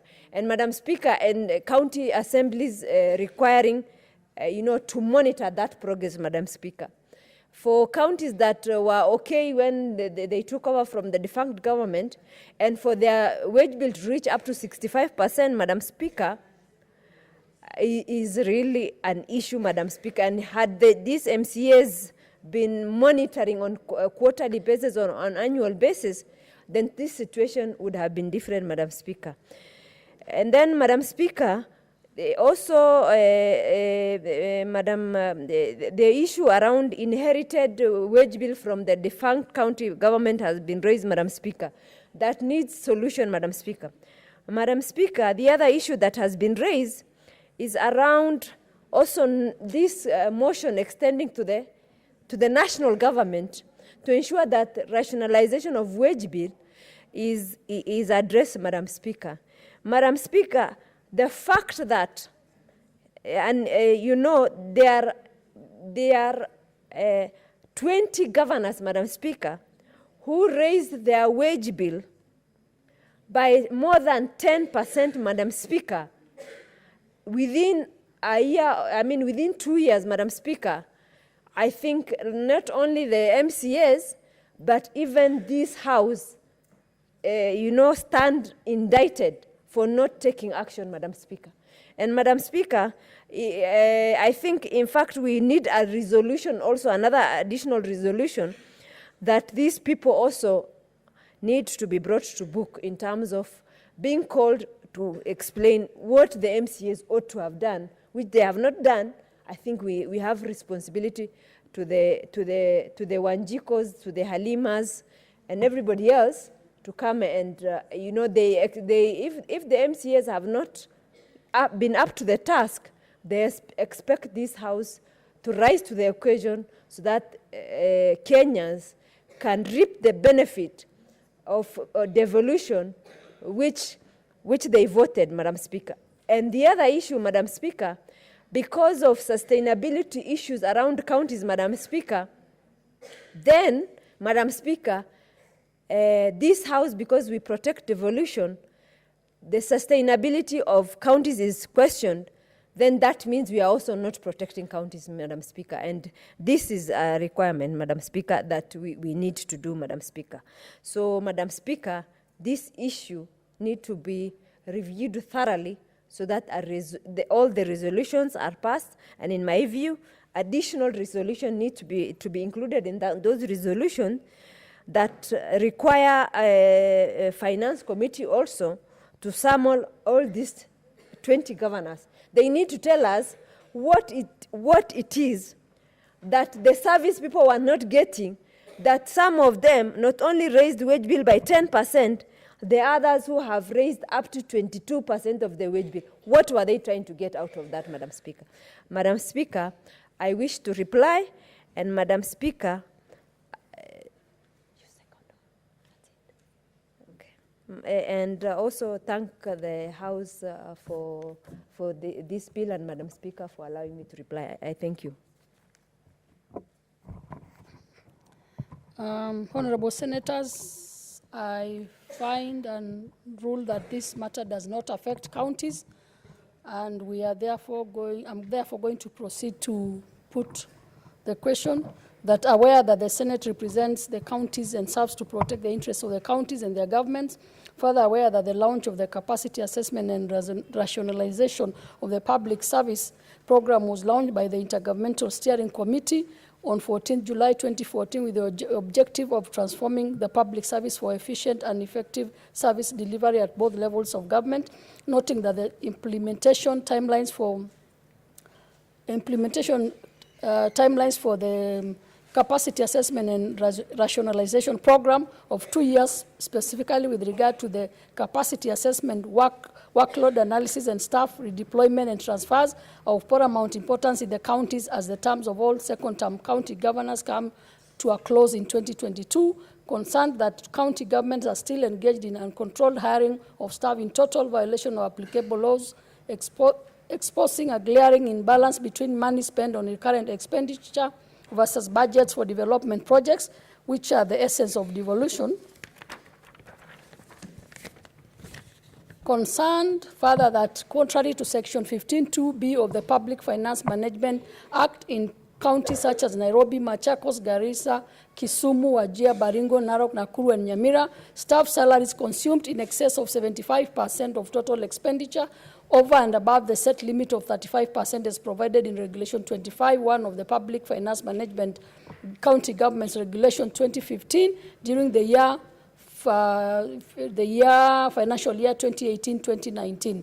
Deeply concerned that although Section 65 of the County Governments Act requires that more than 30% of the vacancies at entry level be given to members of ethnic groups that are not dominant in their precincts, the 2016 Ethnic and Diversity Audit launched by the National Cohesion and Integration Commission revealed that 68% of counties have hired more than 70% of their staff from one ethnic group. Now, therefore, in exercise of its oversight function, the Senate resolves that the Public Service Commission, Intergovernmental Relations Technical Committee, and the Council of Governors provide a comprehensive report on 1. The progress and implementation status of the capacity assessment and rationalization of public service program indicating the county governments that are compliant, and 2, the number of employees in each county government sharing the amount spent as wage bill vis-a-vis recurrent expenditure budgeted for financial year 2018-2019, and submit these reports to the Senate within 60 days of this resolution. As many of that opinion say aye, as many of the contrary opinion say nay, the ayes have it. Next order. Sorry. Honorable Senators, a communication on visiting students and teachers from St. Paul Lugari High School, Kakamega County. Honorable Senators, I would like to acknowledge the presence in the public gallery this afternoon of visiting students and teachers from St. Paul Lugari High School, Kakamega County. In our usual tradition of receiving and welcoming visitors to Parliament, I extend a warm welcome to them, and on behalf of the Senate and on my own behalf, wish them a fruitful visit. Another communication, Honorable Senators, I would like to acknowledge the presence in the public gallery this afternoon of visiting students and teachers from St. Thomas Kapkoros Primary School, Nandi County. In our usual tradition of receiving and welcoming visitors to Parliament, I extend a warm welcome to them, and on behalf of the Senate and on my own behalf, wish them a fruitful visit. Senator Musuruve, I'll give you 2 minutes. Honorable Speaker, thank you very much. Allow me to join you in welcoming the learners from Kakamega County and Nandi County to this honorable house.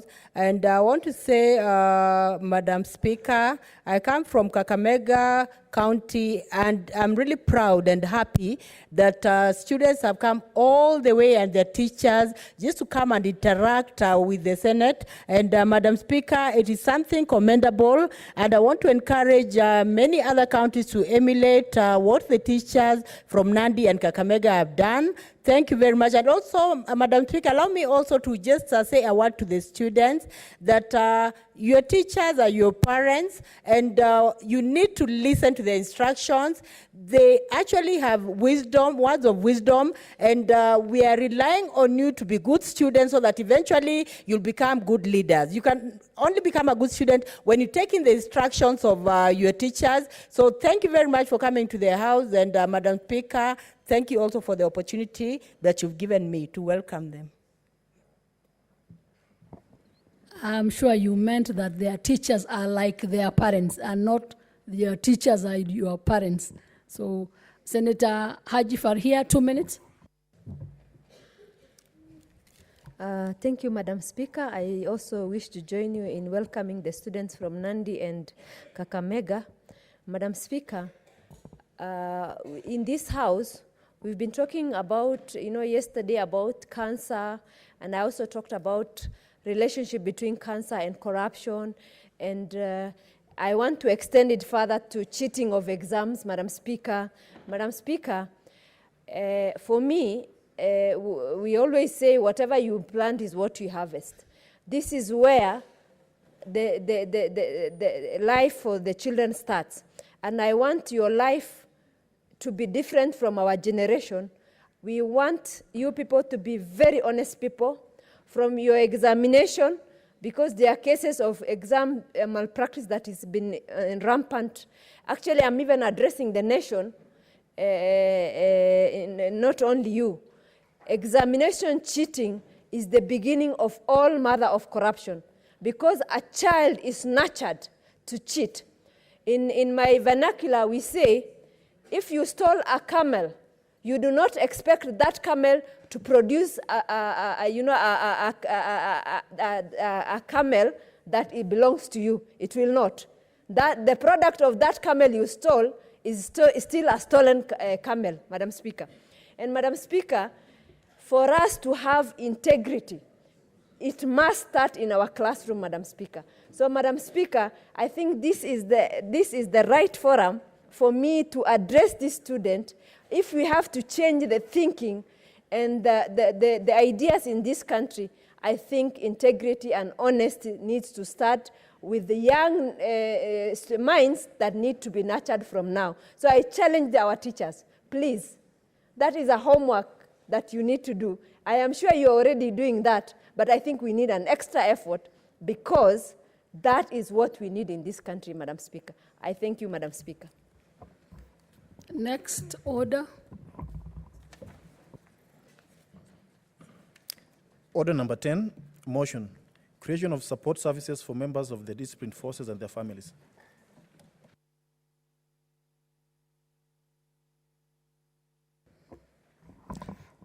I see that Senator Haniri is not around, and I therefore defer that order.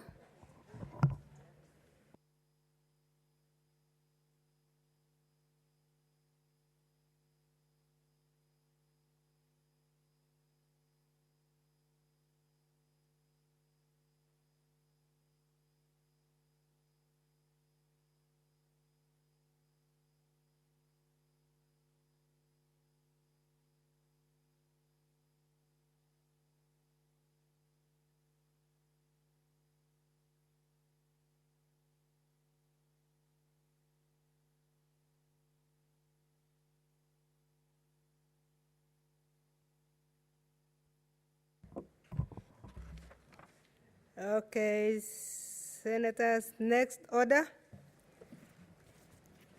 Order number 11, motion, development of information technology and teleconferencing policy framework and facilities connecting all county health facilities to the national referral hospitals. Senator Judith Pareno.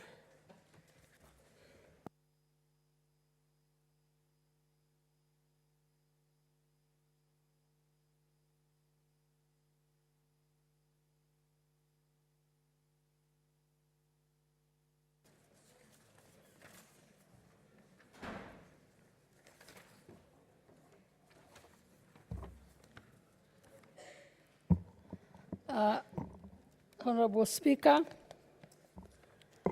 I beg to move a motion on the development of information technology and teleconferencing policy framework and facilities connecting all county health facilities to the national referral hospitals. Madam Speaker, whereas Article 43 of the Constitution of Kenya provides for economic and social rights enjoyed by every person, including the right to the highest attainable standard of health and the right to health care services, aware that the fourth schedule to the Constitution of Kenya lists health as one of the functions to be performed by county governments, with the national government providing health policy framework, noting that Parliament enacted the Health Act number 21 of 2017 to establish a unified health system to coordinate the interrelationship between the national government and county government health services, to provide for regulation of healthcare services and healthcare service providers, health products and health technologies, cognizant that the role of both county and national levels of government to ensure a healthy nation is complementary. Further aware that most health facilities under the county governments are not well equipped with modern technological facilities and requisite personnel, leading to loss of lives, especially from preventable and curable diseases. Recognizing that the government, through the National broadband policy has developed more advanced communication and efficient ICT systems with good fiber connection network covering a majority of the counties.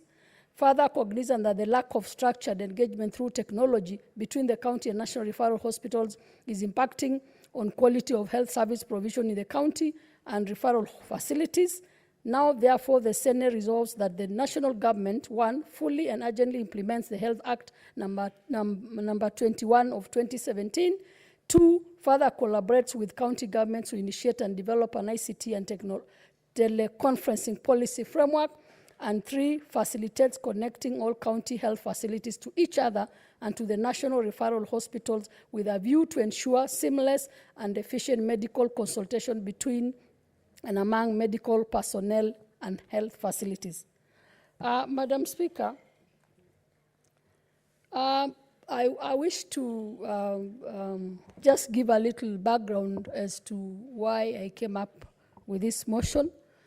Madam Speaker, a situational analysis of the current state of health facilities in Kenya and comparing it with a country, sister countries like Ghana and just next door, Rwanda, Madam Speaker, would definitely call for such teleconferencing and technology and policy framework, Madam Speaker.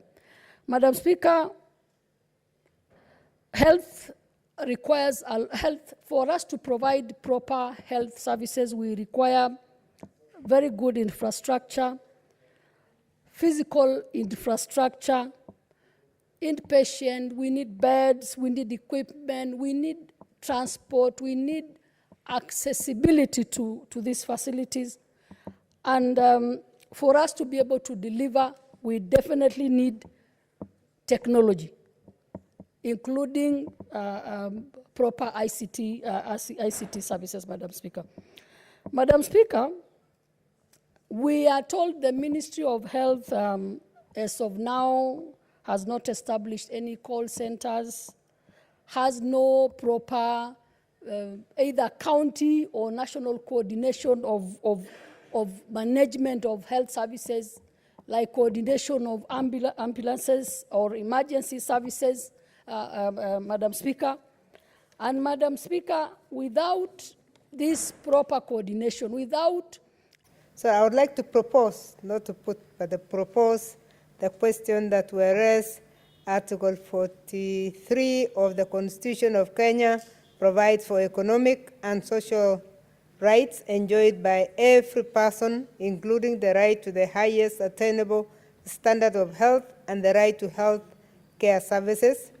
Aware that the 4th schedule of the Constitution of Kenya lists health as one of the functions to be performed by county governments, with the national government providing health policy framework, noting that Parliament enacted the Health Act number 21 of 2017 to establish a unified health system to coordinate the interrelationship between the national government and county government health systems, to provide for regulation of healthcare service and healthcare service providers, health products, and health technologies, cognizant that the role of both county and national levels of government to ensure a healthy nation is complementary,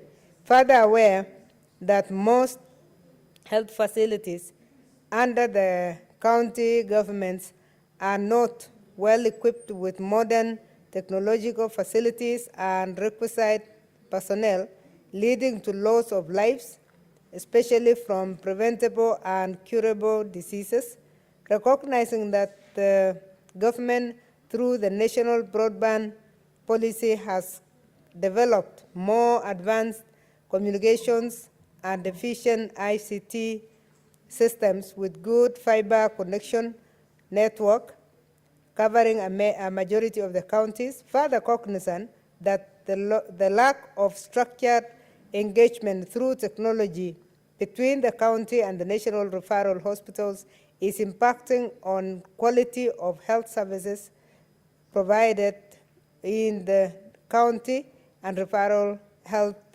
facilities. Now, therefore, the Senate resolves that the national government, 1, fully and urgently implements the Health Act number 21 of 2017, 2, further collaborates with county governments to initiate and develop an ICT and teleconferencing policy framework, and 3, facilitates connecting all county health facilities to each other and to the national referral hospitals with a view to ensure seamless and efficient medical consultations between and among medical personnel and health facilities. Senator Halake Abishiro Soka.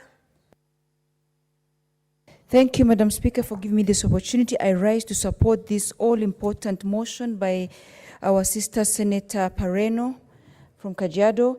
Madam Speaker, this is a very timely motion, and as Vice Chairperson of the ICT Committee, is just precisely the kind of thing that we've been thinking that we need to innovate around the challenges that we have in this country with service provision, and we see e-health or telemedicine and in this case, I'm sure we can use them interchangeably, e-health solution through ICTs that would really, really ease the burden of access, the burden of costs, and the burden of efficiencies.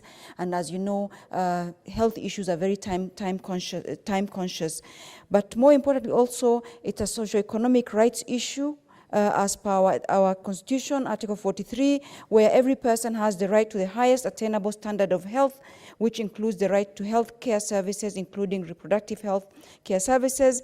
And so this motion is really timely, but also what I like about it is that it starts with asking us to put in place the right frameworks that would then enable e-health and telemedicine, as it were.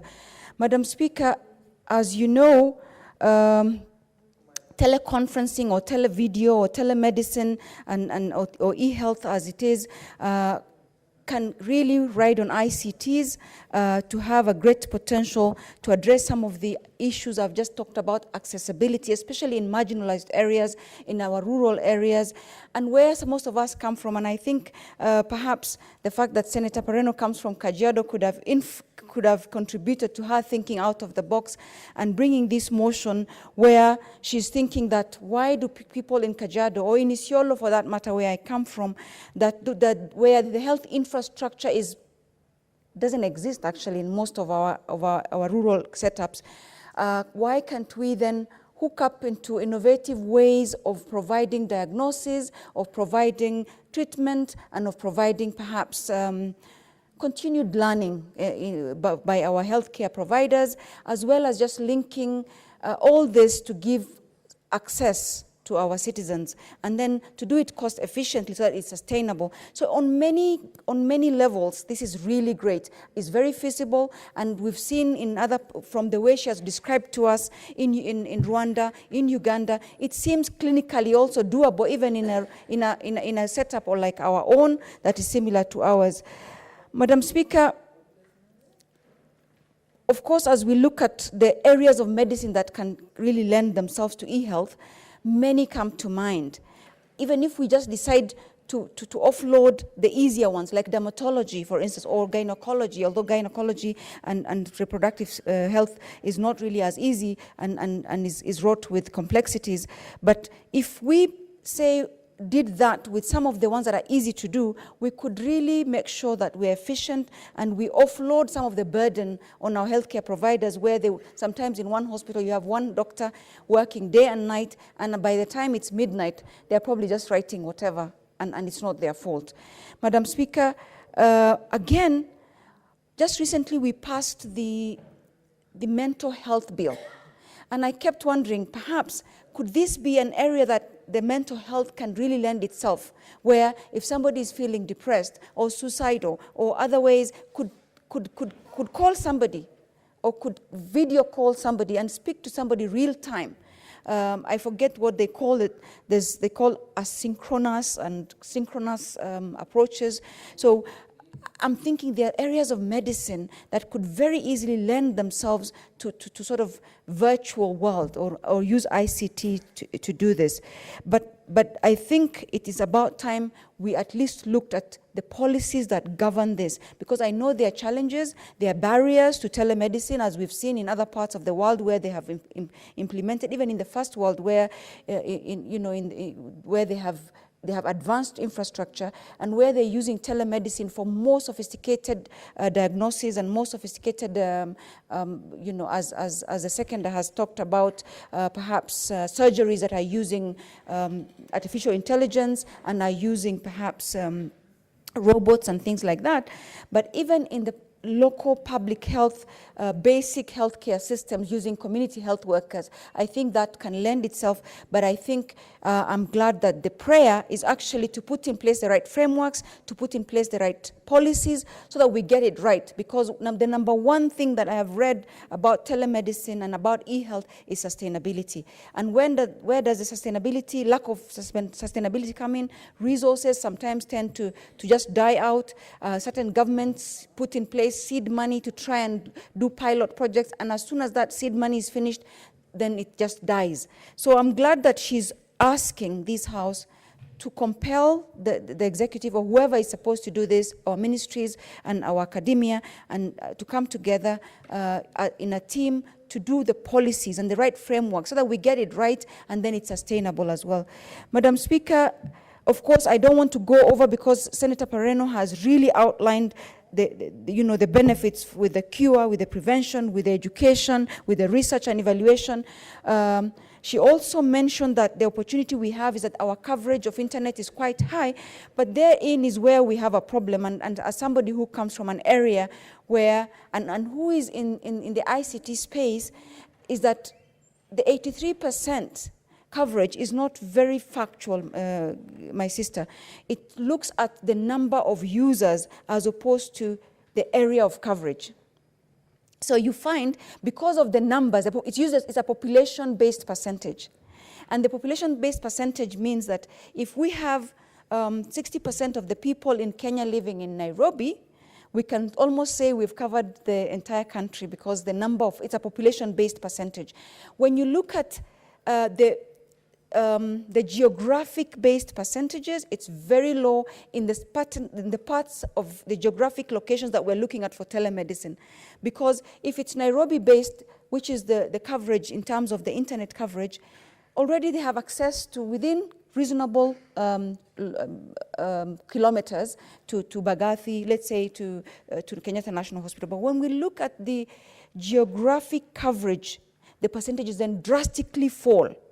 Right? So that is one area that I think will be a major challenge for our ambitions for telemedicine, but that is precisely the reason why, with the right policies in place, we should then say our percentage coverage should be based on geographic coverage, because then for the telemedicine, it is mostly beneficial to the hard-to-reach areas, which at the same time then don't have the telecommunications coverage that we need to be able then to do the telemedicine. But that said, I think there's still a lot of opportunity for us to do this in terms of just making sure that we leapfrog. There is a point of information. Senator, would you like to be informed?